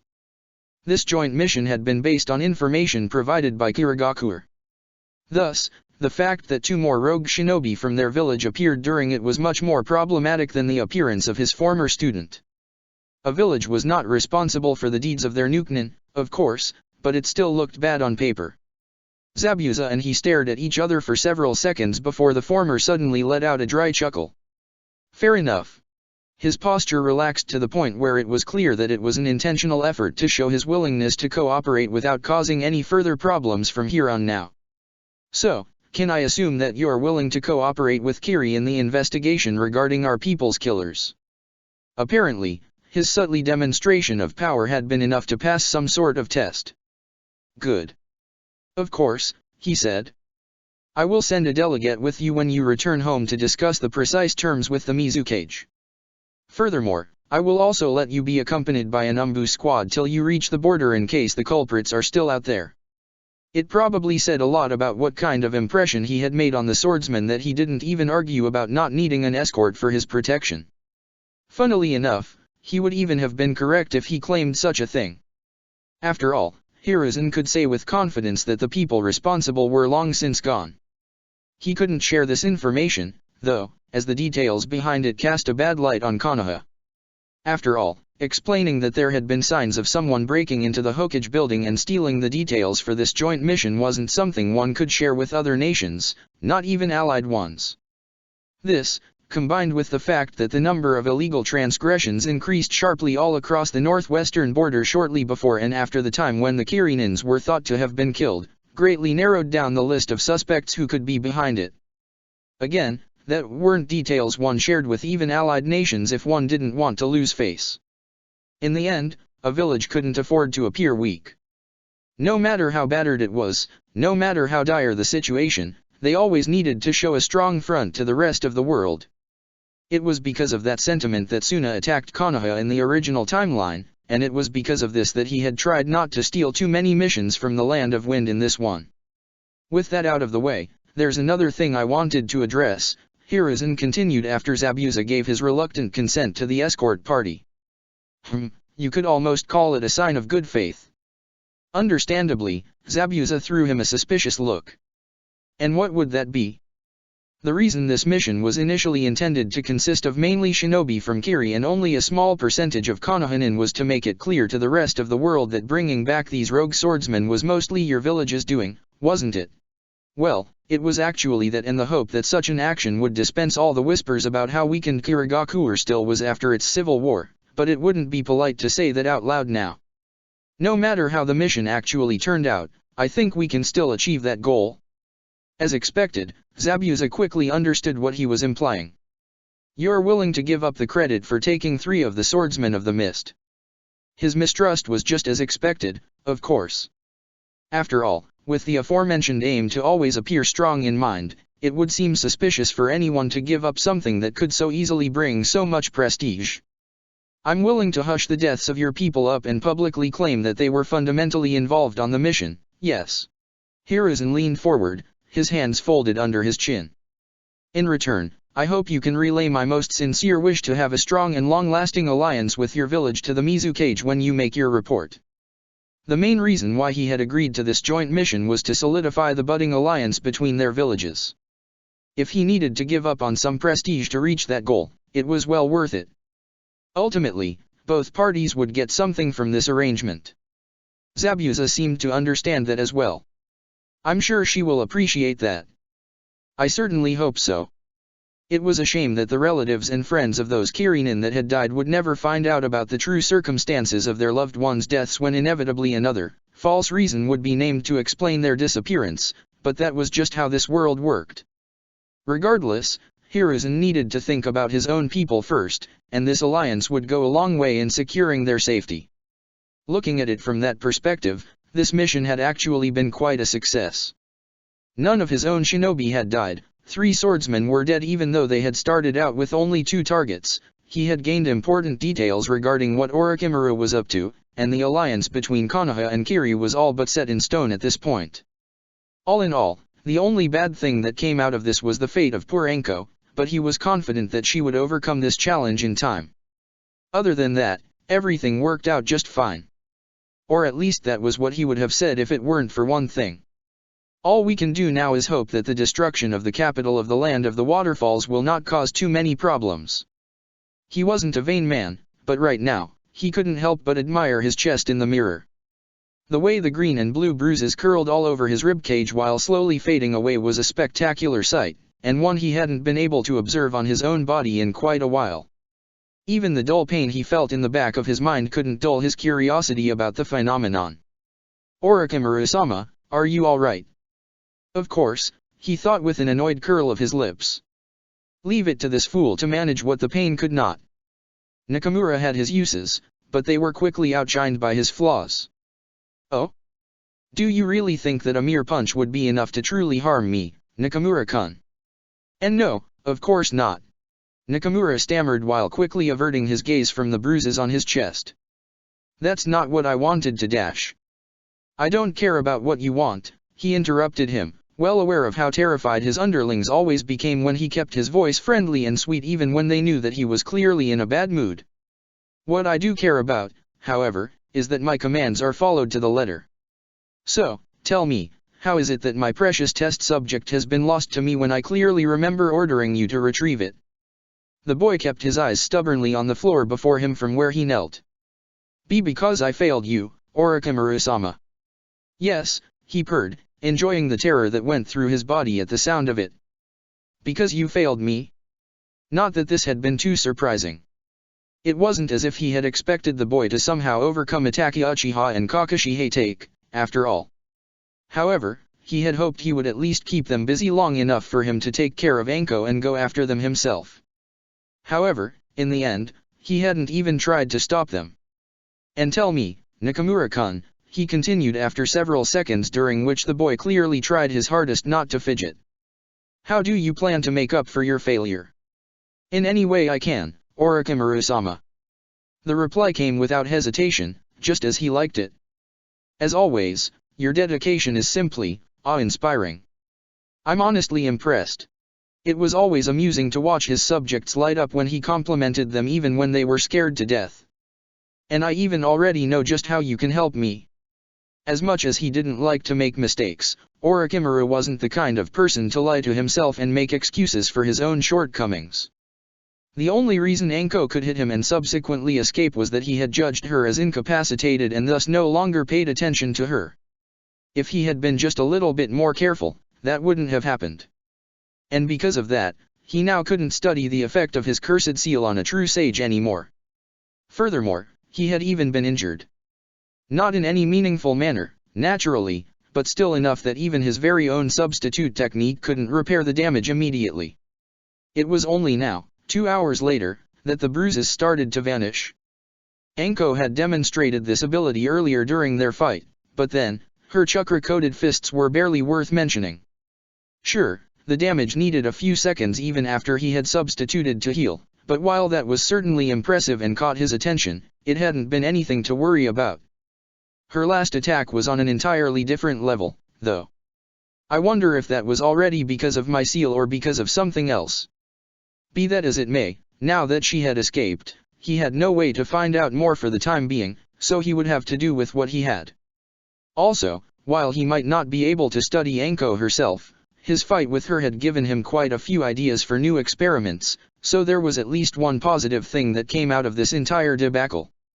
And I even already have the perfect test subject, he thought, not even bothering to suppress his chuckle. That should keep me busy until I get a chance to get my hand on Anko, too. After all, she couldn't stay holed up in Konoha forever. She was ought to leave the village for a mission or another at some point, and when that time came, he would have his chance. No one could escape him forever, especially not when he took such a vested interest in someone. That's just how he was. Sooner or later, Anko would be his. Until then, all he needed to do was to be patient and wait. Chapter 44, Swordsman of the Mist 14. Let's start this from the beginning. Swordsman of the Mist. 14. Izumi had gone on a number of dates over the last few years. Not too many, mind you, but enough to have an idea of what to expect. Because of that, she hadn't even been too nervous about them anymore after the second or third time, allowing her to concentrate fully on just having a good time. Not that this was what usually happened. Honestly, she was already happy when they weren't a complete flop. Maybe she had just too high standards. The two boys she usually hung out with were unnaturally mature for their ages, after all, and just expected too much from them, but all her dates tended to be, well, annoying and immature. Her mother guaranteed her that this was completely normal and that they would grow up in time, but she found that rather hard to believe. Anyway, what she wanted to say with all of that was that she had long since outgrown being nervous about such things. After all, the worst thing that could happen was that she grew bored of her date and went home early. There simply was nothing to worry about. Or, that was what she had thought. Going on a date with a person you actually liked was apparently quite a bit different from just accepting the invitation from someone she barely knew and merely thought was cute. Who would have thought, right? Izumi had this realization when Shisui appeared at her door at 7:30 to pick her up for Takijimi's birthday party, and she barely managed to stutter out a greeting before transforming into a blushing mess. Her mother fortunately rescued her before she could embarrass herself even further by talking his ear off about how handsome and similar to his late father he looked. While Izumi had never met that man and thus couldn't say whether that was true, she could definitively confirm the former part.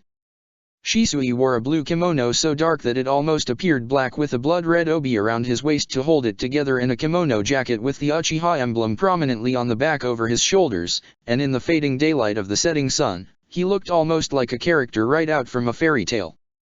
She had always been aware that Shisui was handsome, of course, but she hadn't really realized it until now. That didn't excuse that she acted like a lovesick idiot that couldn't even speak without stuttering, though. The only reason she didn't die from embarrassment right there and then was that he, judging from his own stuttering and his burning face, didn't handle the situation any better than she did.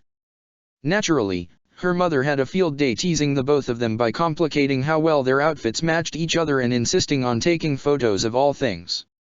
Although, to be fair, she wasn't exactly wrong.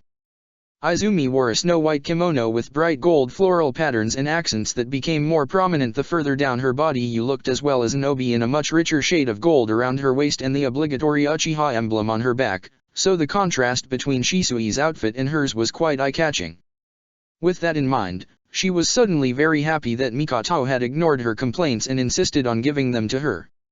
Izumi hadn't wanted to accept it. She and her mother might not have much money, but they could afford some nice clothes for an event like this, damn it, and tried to politely turn the offer down, but in the end, she had given in. In her defense, it was really hard to tell her no when she explained that she had no daughters of her own to give her old clothes to and would rather see them being worn than rot away in a chest in the attic. I should thank her later, she thought as she and Shisui walked towards the streets towards where the celebration was to take place. Do you go to this party every year? The question sounded banal even to her own ears, but Izumi was honestly tired of the awkward, intense silence that had persisted ever since they left her home. Gods, no! Shisui exclaimed while nervously rubbing the back of his head. I'm usually lucky enough to be on a mission at this time of the year. I went only twice, I think. I know it was before I even made Chunin, because only Jonin and Umbu missions are important enough to count as a polite excuse to decline Takijimi's invitation. She blinked, her own embarrassment momentarily forgotten at the absurdity of that claim. Wait, but what if you're a Chunin and need to leave for an escort mission to, let's say, the capital? Takijimi can't think of himself as more important than the daimyo, right? Well, I don't think so. I guess he might let it go if you explain that to him, though you better don't expect to be invited to his birthday again afterwards anyway. I shouldn't be surprised, she thought as she and Shisui chuckled about that.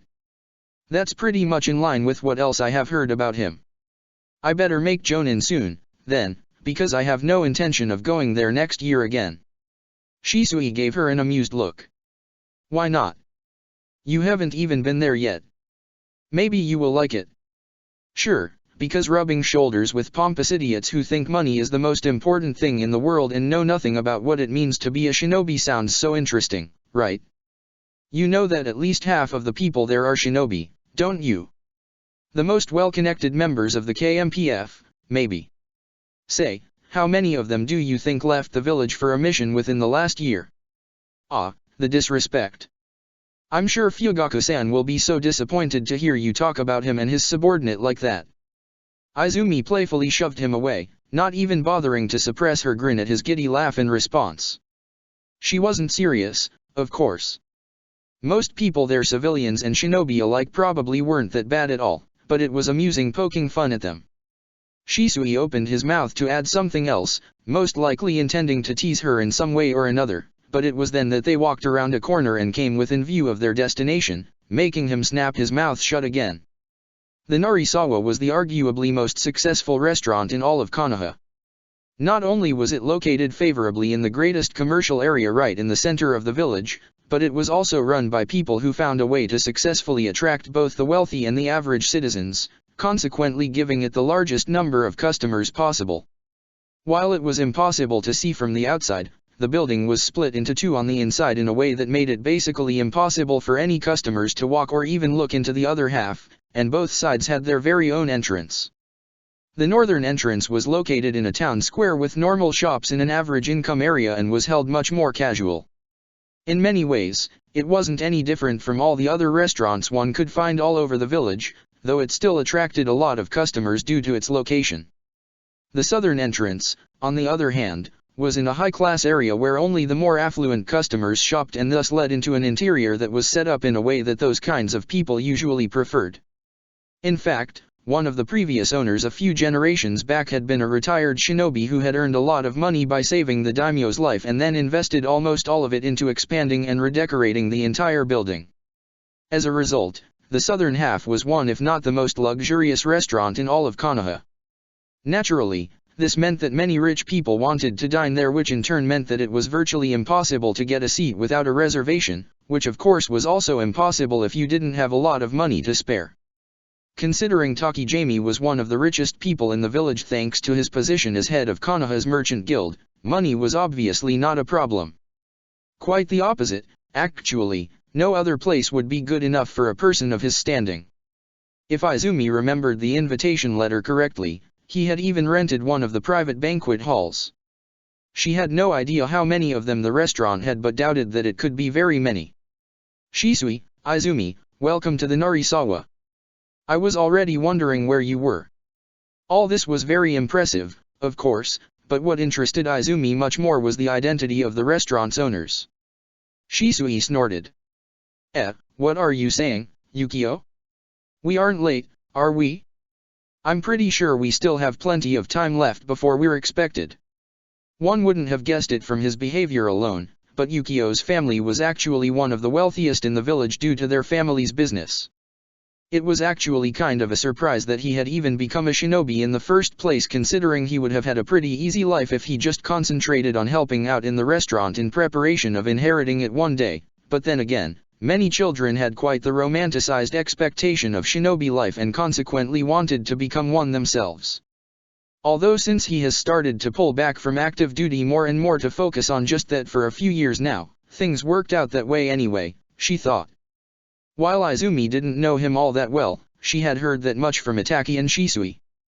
The latter was actually kind of a surprise as he had no good reason to stay in contact with Yukio, but apparently, the two of them hit off right away during Itaki's birthday party just prior to their Chunin exams, and they stayed friends ever since.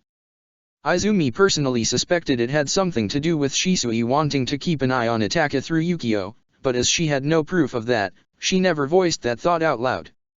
That might be the case, Yukio said with a grin. However, it's usually polite to be 5 minutes early. Really? I thought it's fashionable to be a bit too late, actually. Maybe for the top dogs, yes, but you hardly count to that group. Shisui let out an exaggerated gasp. Don't you know who I am? I dash. Before this spiel could continue for much longer, Izumi rammed her heel onto his foot, making him stop mid-sentence with a surprised squeak that she just knew was fake after all. There was no way he didn't see her attack coming. Still, she appreciated that he didn't even try to dodge, so she didn't berate him for his over-the-top reaction. If you two keep this up for much longer, we really will be late, she said with a pointed look at Shisui before smoothing her face into a smile and turning towards the other boy. It's good to see you, Yukio-kun, but would you mind leading us to the banquet now? The reason that he had been waiting for them at the entrance was probably that he had seen their names on the guest list and wanted to accompany them personally rather than let any of the other employees do it. Perks of being the son of the owner, I guess. Of course, he immediately agreed. Also, don't worry, I was just kidding. You're neither too late nor too early, so nobody should say anything. He was about to turn around and lead the way when he abruptly stopped and gave them both a critical once-over. Then, before Izumi could ask what was wrong, his face transformed into a teasing grin and he gave them 2 thumbs up. By the way, you two look really good together. I was wondering when Shisui was finally going to ask you out, so it's nice to see that he's finally got his act together. And with just that, the easygoing atmosphere was once more replaced by one of embarrassment as both she and Shisui simultaneously turned bright red. Yukio's very unprofessional sniggers accompanied them all the way to the banquet hall. It wouldn't hurt you to smile a bit, you know.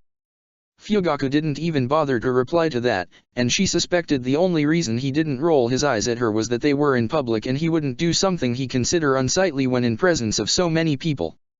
Come on, Mikoto said teasingly while gently nudging her shoulder against his. They're cute together, aren't they? Even you can't deny that. I guess. She couldn't help but chuckle at her husband's grumpy reply. They were obviously talking about Izumi and Shisui.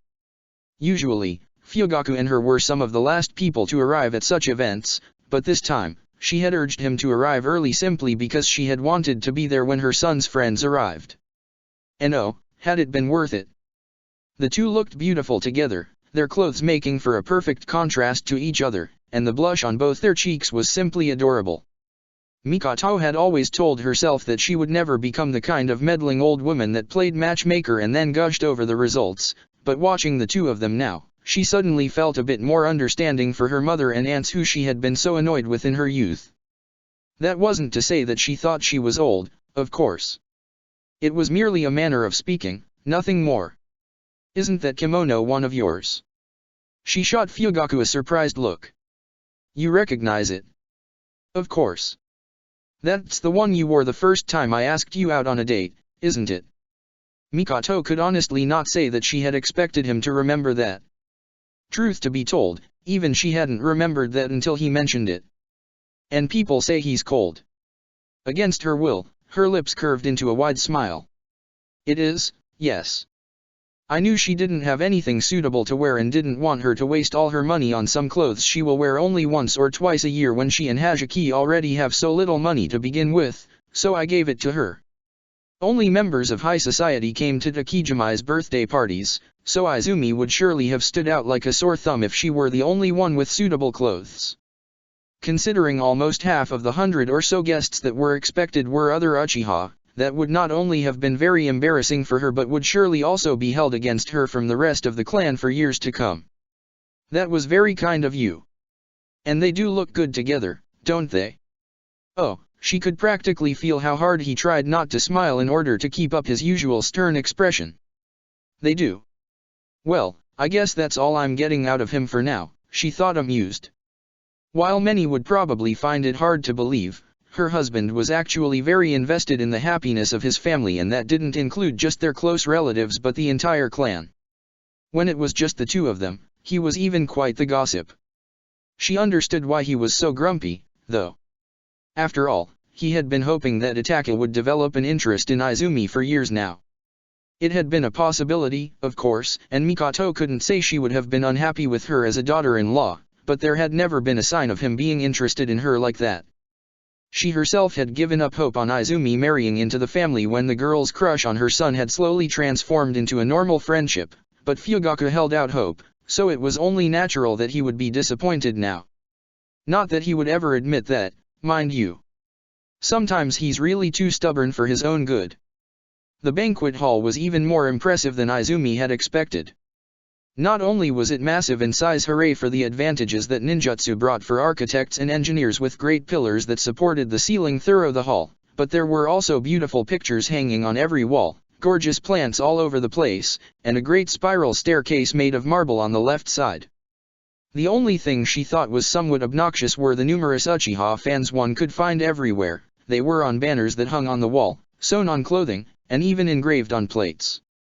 Izumi understood clan pride, she really did, but this really went too far.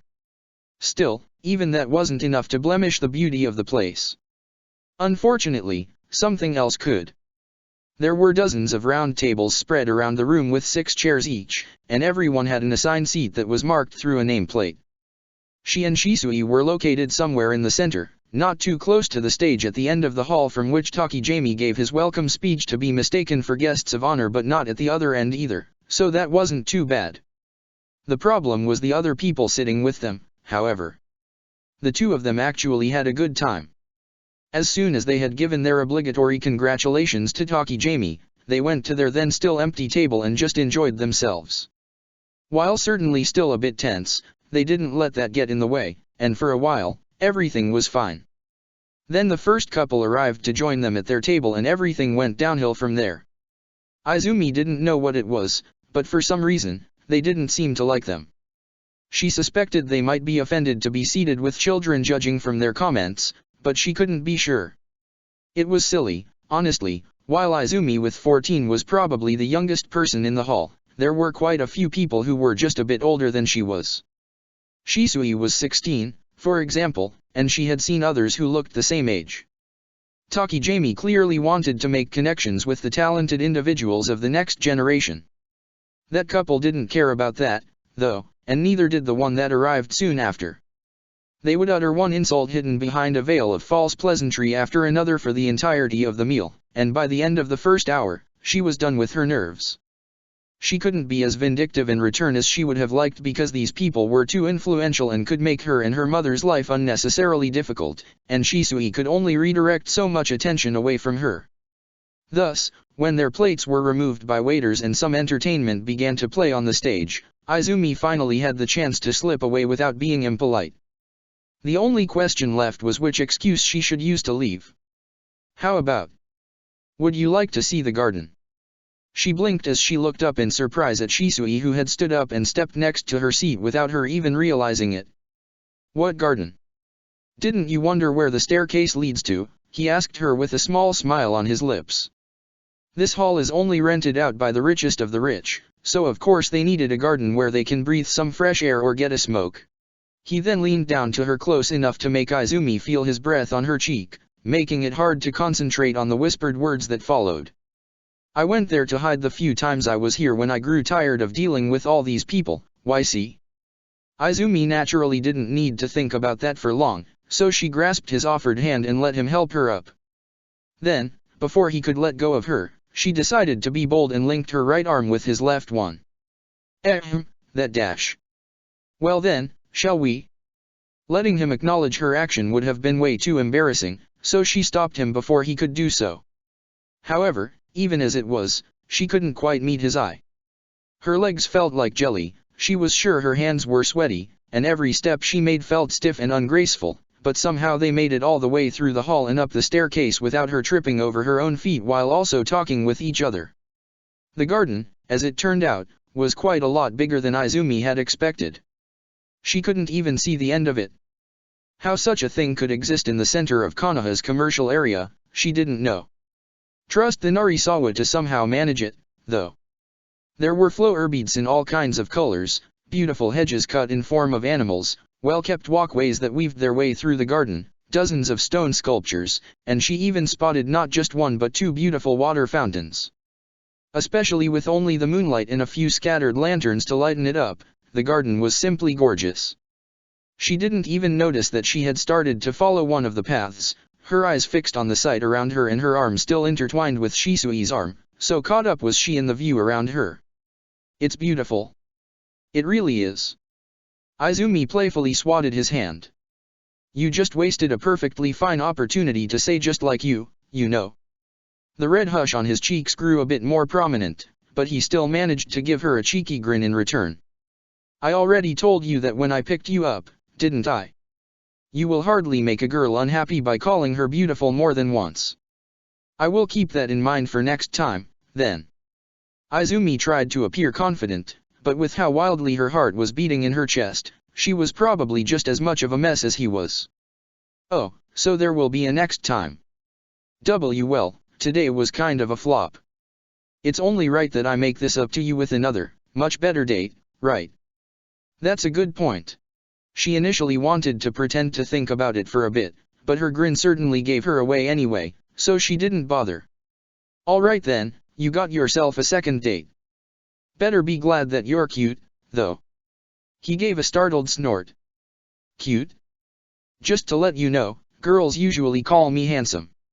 Okay, first, I will be nice and just ignore that you used what other girls say about you as an argument, she said, suppressing a giggle when the realization that he said something wrong crept upon his face. It wasn't as if she was truly mad, after all. Second, you're still a few years too young to call yourself handsome, mister. Maybe grow yourself a beard first or something. He drew a grimace. A beard? Really? Izumi tilted her head and imagined it for a second before mirroring his expression. You know what? Never mind. I take it back. Now that had truly been a cursed image. How comes that I can't be handsome but you can be beautiful, though? It's a difference between men and women. What about girls, then? She shot him a half-hearted glare. I might have thought twice about accepting your invitation for another date had I known that accepting it would make you this bold. Ah, that may be, but it's too late for that now, he said with a chuckle. There's no turning back now. The path they were walking on came to an end in front of a fountain, forcing them to stop in front of it. This date hasn't been too bad either, you know. Judging by his surprised expression, that was probably the last thing he had expected her to say. He caught himself quickly, however, and shot her an amused look. You think being insulted for over an hour isn't all that bad? Yeah, in that case, I would need to seriously mess our next date up to actually make you mad, wouldn't I? Izumi rolled her eyes at that, but her smile mirrored his own. Hey, I'm trying to be nice here. And besides, all I'm really saying is that it could have been worse. How could this have been possibly any worse? I don't know, we could have been seated with some Hyuga, I guess. They both had to chuckle at that. Everyone knew about the famous rivalry between the Uchiha and the Hyuga that already lasted for countless generations and showed no signs of stopping any time soon. If they had been forced to sit with some of their clan members, they would have needed to endure much more than just some barely veiled insults and cold stares. Small mercies, that. They both fell silent, but it somehow wasn't uncomfortable. This wasn't the first time they just enjoyed each other's company in silence. Sometimes it was just the two of them and sometimes Itaka joined them as well, but regardless of what was the case, they could easily switch between teasing each other and just sitting side by side and focusing on whatever they were doing with the unspoken assurance that they weren't alone. This time felt different, however. Izumi couldn't pinpoint what exactly had changed, but there was definitively something else in the air right now that was usually amiss. The kimono really suits him, though. It was impossible to say where that thought had come from, but it was certainly true. She had noticed it earlier as well, obviously, and even told him as much, but now, standing in the middle of the gardens with only the dim moonlight above and the flickering lanterns whose orange light reflected in the fountain to their side as light sources, she became more aware of it than ever. If she didn't know how much of a silly person he was, she could easily mistake him some perfect Prince Charming from a faraway country. Izumi barely noticed that she was slowly leaning closer towards him, or that he was tilting his head down towards her to be at eye level with her. Just a little bit closer. Shisui, I was hoping to speak with you for a moment. They jumped apart as if they had been burned, their faces flushing beet red for what felt like the 100th time this day. The newcomer Fugaku looked from one of them to another, a small frown on his face, before his eyes suddenly widened fractionally in what Izumi thought was realization. She thought he even looked uncomfortable for a second there, but that was probably just her imagination. He would never show something like that in front of others, after all. Fugaku-san, Shisui said, his voice a pitch higher than usual. That's, well dash. Fortunately for him, another voice interrupted him before he could lose even more face in front of their clan head. Fugaku, what do you think you're doing? Mikoto wore her usual smile, but it would be evident to anyone with eyes that she was displeased. Nothing that can't wait, I think, he said, clearly wanting to get out of this situation as well, before turning back towards Shisui. Just come and find me whenever dash. No, he interrupted him, apparently uncaring about just how rude that was. Now is great, actually. Let's talk. Shall we go back inside? As if interrupting him wasn't already enough, he then also began hurriedly leading Fugaku back to where they had come from without as much as a glance back. Even more surprisingly, Fugaku didn't comment on either and only gave her a short nod before following Shisui with long strides that looked just a little bit too deliberately calm even to her. That left only her and Mikoto behind. I apologize for that. I shouldn't have let him out of my sight. Izumi shook her head while taking a deep breath to make sure that her voice wasn't shaky when she spoke. It's alright. You couldn't have known. Still, I'm sorry. Then, after a few seconds of silence, she continued with a more teasing tone. So, what exactly were the two of you dash? Nothing. The look she gave Mikoto was both heated and pleading in equal measures. We were doing nothing. The woman chuckled but thankfully didn't pursue the point any further. I correct myself, Izumi thought with a small pout as she looked in the direction Shisui had vanished. This date was horrible. Obito waited until Pain's hologram had vanished before he let out a thoughtful hum. So there's another Uchiha with a Mangekyo, huh? How unexpected. From what Pain had told him, Kisame had apparently fought Itaki Uchiha and failed to eliminate him. That alone would already be an impressive feat for a 13-year-old, but the fact that the boy also possessed those eyes made the situation all that more interesting. It also raised the question of how he had acquired them in the first place. Obito kept a close eye on the Uchiha that left the village for missions and had Zetsu report any death in the KMPF to him just to be aware of potential Mangekyo users, but as far as he knew, there hadn't been any incident that could have awakened it in the boy in question. Consequently, Shisui Uchiha should be the only other Uchiha aside from himself that possessed those eyes. How very interesting indeed. He had long since excluded the possibility of making Shisui his pawn, but this new figure was still an unknown. There was no immediate need for him, but the additional firepower would certainly be useful in the future if he could acquire it. I will have to look into his background to see if there's something I can use. Anyway, he should probably make sure to first get the full picture of this specific incident before he made any further plans. For that, he needed to hear the opinion from someone who had observed the fight from afar instead of actively participating in it. After all he knew right now was what Kisame had told Pain. Zetsu, he said out loud, knowing that his spy was close enough to hear him even if he couldn't see them. Is there anything you want to add to Kisame's report? Not much, a dark voice spoke up from behind him. Kisame is very observant. He missed almost nothing. You say almost. Obito didn't even bother turning around to face them. That means there is something he did miss, then.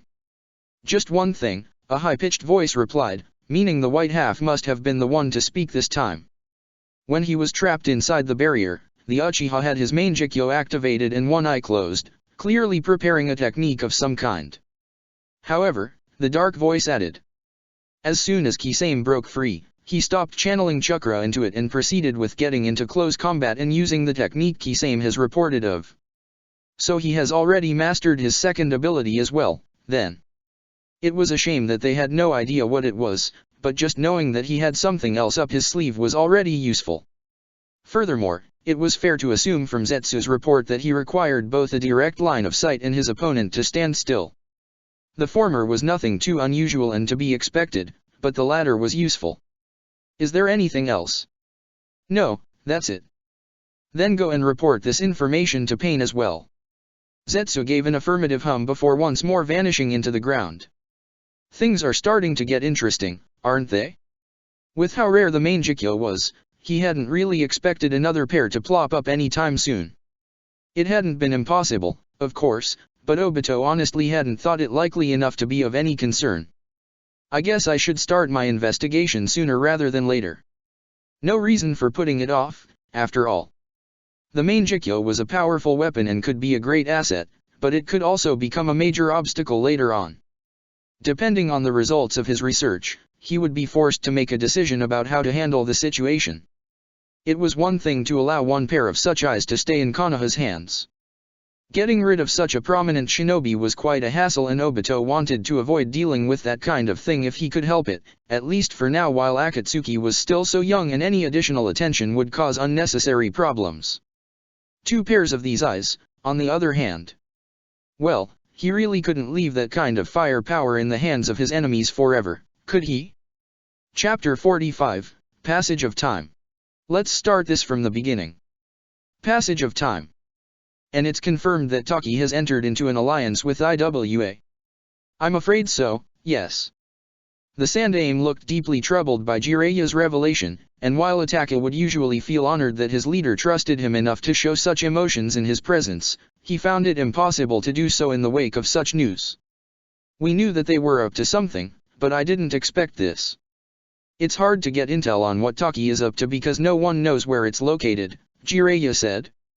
It makes it impossible to position spies there, so keeping track of their actions is a useless endeavor as long as they're careful not to be seen when they sent delegates to other nations.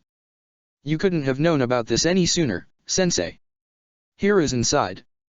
True as that might be, it doesn't make this news any less troublesome. The 3 of them had met irregularly ever since Jiraiya had been told the truth, but they usually had nothing too important to discuss. All they were doing at the moment was gather strength, create alliances, and prepare for the conflict that was sure to come in the future. It was almost time to make some actual moves, yes, but the main focus remained on making preparations for now. Consequently, these discussions tended to be on the boring, administrative side. This time was different, however, as the recent events in the Land of Waterfalls gave cause for concern. It had been almost 2 years since Kisame destroyed its capital and killed its daimyo, sparking a competition to succeed him. After all, the man had no heir, meaning the line of succession wasn't clear. As soon as the other nobles realized that, everyone was all too eager to throw their name into the pot for his position. In the end, the people with the best claim and greatest armies were the daimyos of the lands of fire and rivers. There had been quite a lot of bickering and threats for a while, but after countless months of arguing, the 2 ultimately decided that the best course of action would be to unite their families by marrying their children to each other and then letting them rule together. In theory, that should have been the end of it. Unfortunately, it was then that the Takigakuer decided to make its move.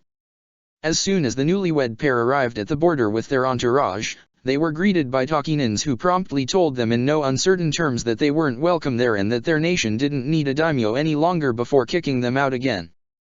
They had fortunately not been foolish enough to actually injure anyone important, but it was still a great offense without precedent. The reason the feudal lords were so powerful that they could even influence hidden villages was that in the eyes of the civilians, they had been granted their position by the gods themselves. Naturally, this meant that defying them would also mean defying the gods, and that wasn't something people were usually willing to do.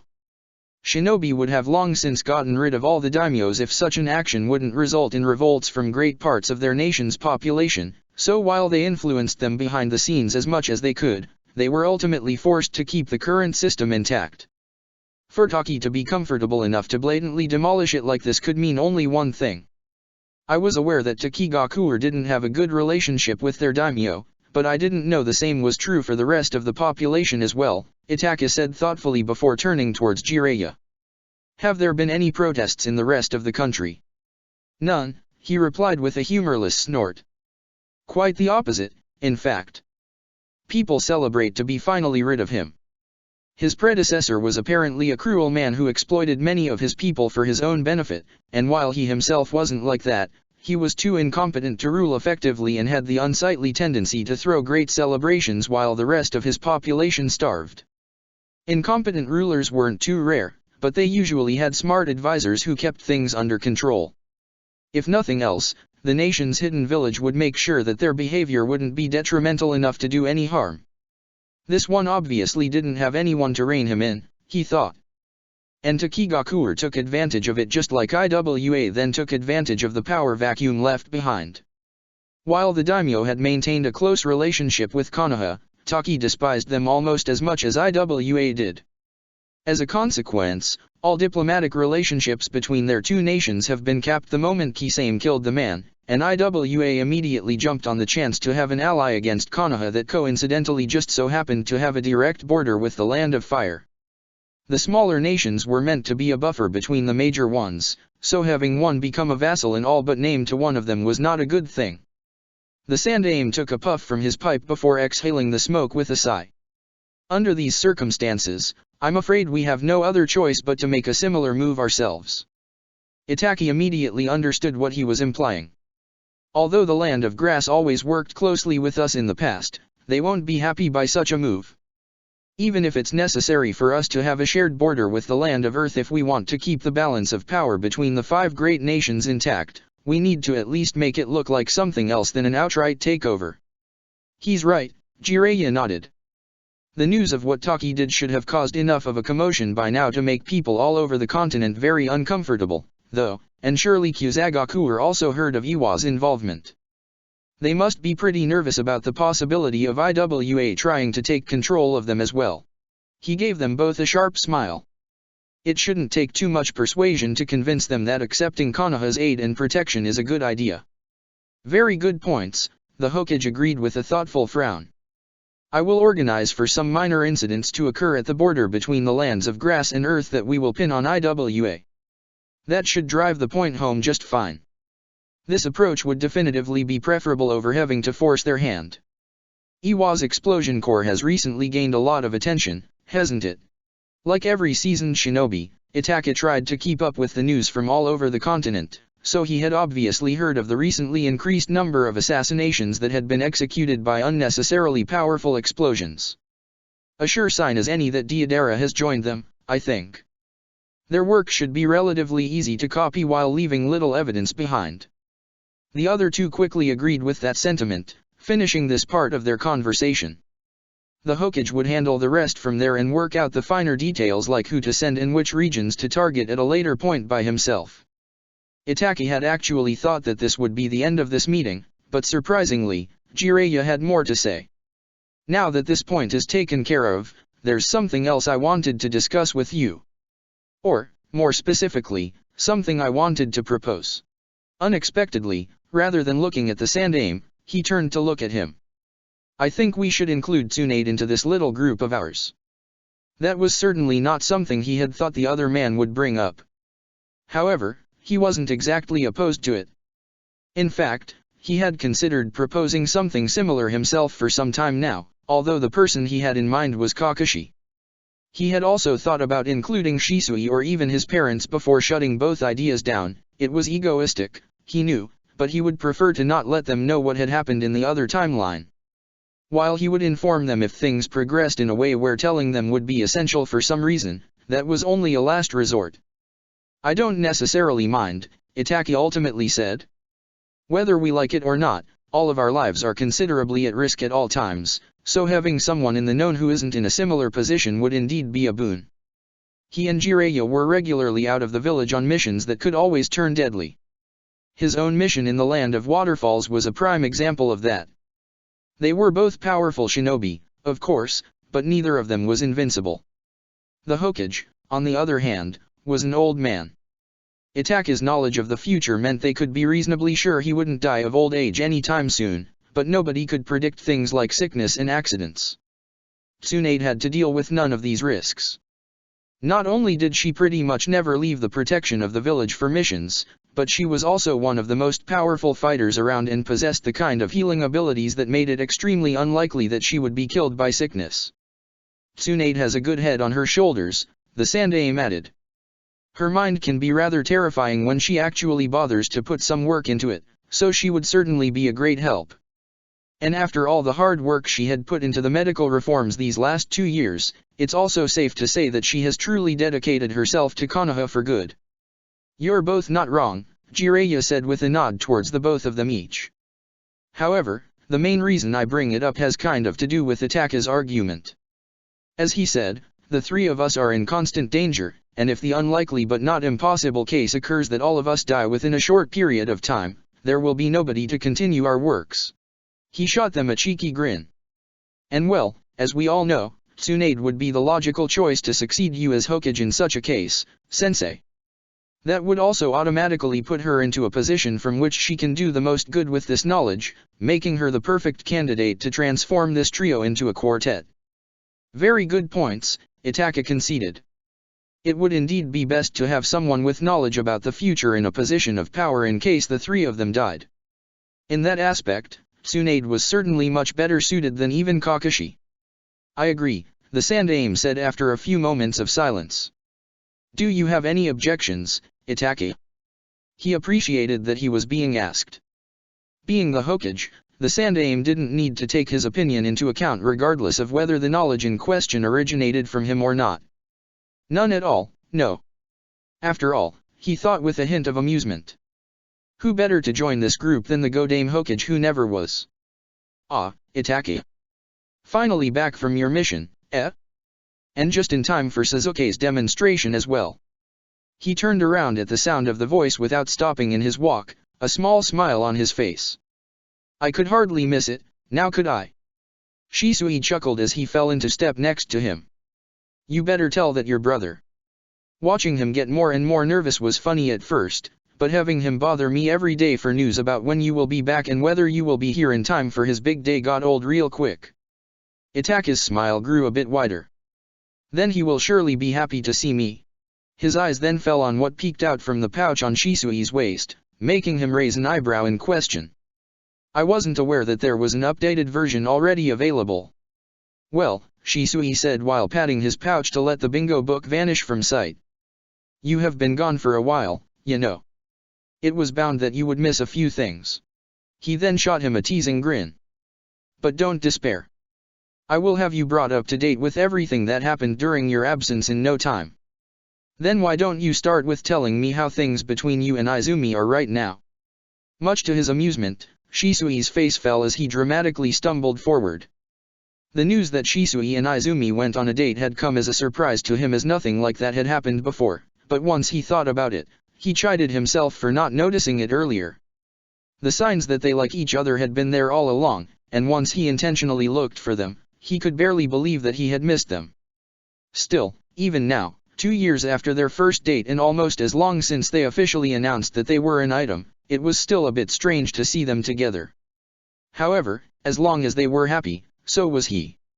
Anyway, as Shisui began to talk about what had happened during his week-long deployment in the Land of Tea, a part of Itake's mind went back to the bingo book he had seen. The Sandaime and he had quickly realized that they couldn't act too hastily regarding Madara and Akatsuki, and that doing something like assembling a team to kill the organization's future members would result in much more harm than good. The greatest problem was that Madara was, as far as they knew, immortal. It was most likely a different method than the ones Kakuzu and Haiden used, but they couldn't even say that for sure. While Itachi had tried to find out more about the other Uchiha during his time in the Akatsuki, he had never been able to piece together what kept the man alive for all this time. This immortality was what made moving against him so hard. Madara had proven that he could be very patient, first when he waited several decades after his loss against Hashirama Senju before he tried to attack the village again, and then a second time when he waited almost another 20 years before he made a move after his next attempt failed as well. It was very likely that he would simply decide that the time wasn't right to move yet if the pieces for his current plan were eliminated before he had even the chance to use them, and Itachi had no illusions that they couldn't possibly find him if he decided to go into hiding. Especially because the likelihood that he would grow suspicious when his plans were thwarted years in advance were rather high. No, the best way of action would be to wait for a few years until Madara was truly invested in his plan. Let him amass his followers and let his plans seemingly progress smoothly while Itachi and his allies carefully kept watch of them and prepared for what was to come while Madara remained unaware. Once his plans reached a certain point, he wouldn't easily back down again, and that was when they would need to strike. And part of their preparation for that day was the bingo book.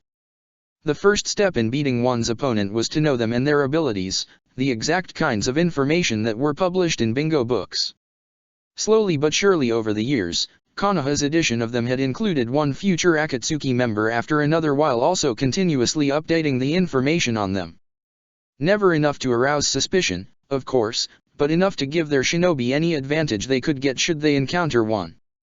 All of Akatsuki had fortunately been famous in one way or another even before they joined the organization, so there was nothing too strange about this. especially not considering they made sure the information on non-Akatsuki-related shinobi were regularly updated as well to keep their cover. At this point, the only members that weren't included in the bingo book were Nagato, Konan, Zetsu, and Madara himself. The former two barely ever left their village and were supposed to be dead, meaning there was no realistic way to include them. Zetsu was simply too mysterious to find a reasonable excuse to include them, and Madara should be self-explanatory.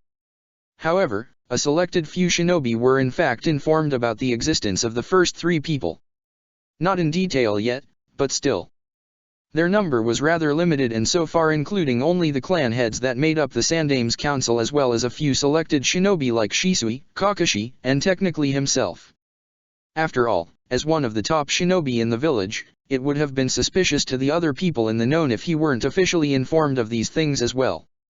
I should get the new version to see how much knowledge is publicly available now, he thought before deciding to not think about such things any longer. There were other, more important things he needed to focus on, after all.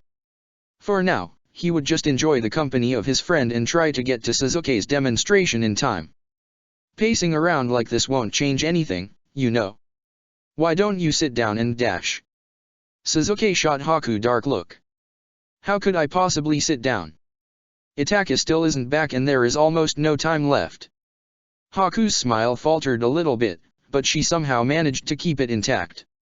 And yet it will not bring him back any sooner if you keep pacing around like this. I know that. Having said that, he didn't stop what he was doing while playing with the hems of his shirt. You're acting like an idiot, you know that. Jumping around, he pointed an accusing finger at Naruto. Whose side do you think you are on? On Haku's, duh, his friend replied without any hesitation while glaring right back at him. She's not the one making a fool of herself, after all. A fool. Yes, a fool. They glared at each other for another second or two before Sasuke huffed and turned around again, crossing his arms in front of him. He knew that he was acting unreasonable, all right? Of course running back and forth like this wouldn't change anything. But what else was he supposed to do? It was almost time and Itachi was still not back from his mission, so wasn't it natural that he was nervous? In the Uchiha clan, it was a rite of passage to demonstrate the great fireball technique once one turned 10. It was one of the most important days in the life of every clan member as it not only marked one as a worthy member of their family but also was the requirement to allow them to join their monthly clan meetings. Sure, he knew that nothing important would be spoken of as long as children were present, but that wasn't the point. Just being allowed to be there was already amazing. This was probably the most important day in his life, so he wanted his friends and family there with him like it was custom. And Itachi was the only person still missing. Sasuke wasn't unreasonable. He understood that his brother had no choice but to accept a mission when the Hokage ordered him to. That didn't mean he had to like it, however, or that he couldn't hope for him to return in time. He should probably be happy that Itachi managed to be there for his birthday a few weeks ago, but that just wasn't enough, damn it. Maybe he was just too spoiled because Itachi somehow always managed to be there for him when it truly mattered regardless of how busy he was, but Sasuke didn't care. All he wanted was, I'm home. He jerked around. Nii-san. There, standing in the doorway with a smile on his face, was Itachi well, and Shisui as well, but that was obviously not very important. You're back.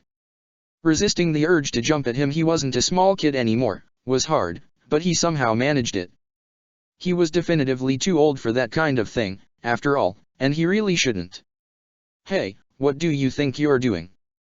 While he was still in thoughts, both Naruto and Haku went over to greet Itachi, and unlike him, neither seemed to have any problem with acting like idiots. Itachi, to his credit, only looked marginally surprised when the two others jumped at him and easily managed to catch them without stumbling to the floor. I think they're doing what you were supposed to do, Otauto. Were his face not already flushed from indignation, it would be red by now from embarrassment as well. So, instead of dealing with that bothersome emotion, he did what he always did in these kinds of situations, focus on something else and preferably drag Naruto into a fight. Naruto! Sasuke exclaimed. Get away from him. He could understand why Haku was hugging Itachi considering he had rescued her as a child and she had been adopted by his mother in all but name, But Naruto? He really had no reason to act like this. He gave him a miffed look. Heh? Why should I? He isn't even your brother. So what? He's awesome anyway. He even taught me the shadow clone technique. Oh, and hadn't that annoyed Sasuke when he first found out about that? Sure, he loved the Shunshin Shisui had taught him, but it would have been even better if it had been his brother who showed him the technique. What has that to do with anything? Everything. Nothing. Hey, Shisui suddenly spoke up with a bright grin on his face. Does nobody wants to hug me dash? No. No. The older boy exaggeratedly stumbled back. Ouch, that was mean. Sasuke opened his mouth to show him what was actually mean but never got the chance, as it was then that his father walked into the room, making him snap his mouth shut before he could embarrass himself. Ah, Itachi. You managed it in time. Itachi managed to free himself from the two bodies around his waist before giving their father a small bow with his head. I wouldn't have wanted to miss this for anything in the world, Ota-san. However, while he was technically speaking to their father, he actually looked at him when he said that, making Sasuke immediately forget about all his previous anger. In that case, we should lose no time. His father's face softened somewhat as he turned towards him. Your mother and the clan elders are already at the lake. Let's not keep them waiting. Not confident that he would be able to speak, Sasuke just nodded before following their group out of the house. Aside from the elders, his demonstration would be in front of only his closest family and friends. However, even with that small group as the only actual witnesses, the results would be common knowledge within the clan and even outside of it before the hour was over. That was simply the way gossip worked. If he succeeded, everything would be fine, but if he failed, well. A tap to his forehead forcefully pulled him out of his thoughts before he could fall deeper into anxiety. Hey.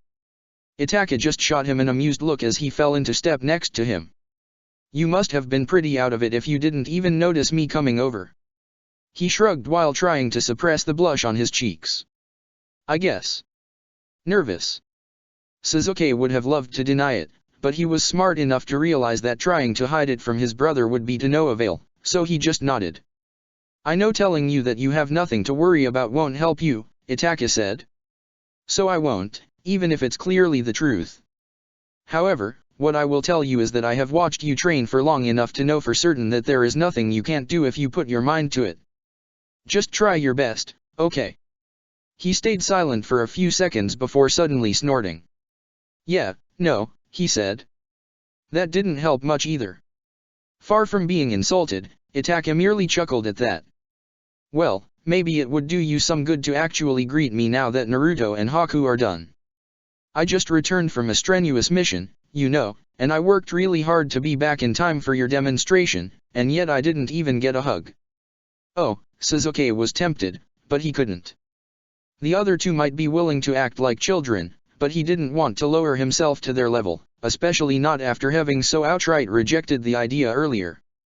Seriously, how would it look if he hugged Itachi now when he berated Naruto about it mere minutes earlier? It would be. Before he could react, Itachi wrapped an arm around his shoulder and gently pressed him into his side.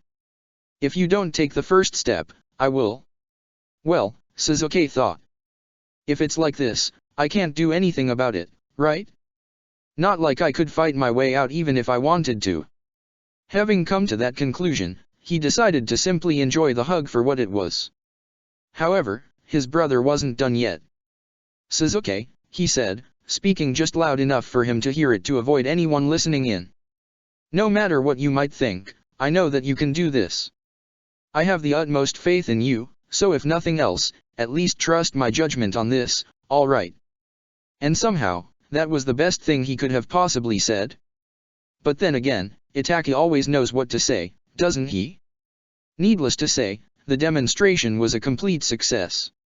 His technique was so powerful, in fact, that he managed to burn some plants even though he aimed the flames towards the lake. Really, Sasuke thought with a confident smirk as he looked back at the clapping crowd. I really shouldn't have worried. After all, as long as he had his friends and family at his side, there was nothing he couldn't do. Check the description for the links to the author.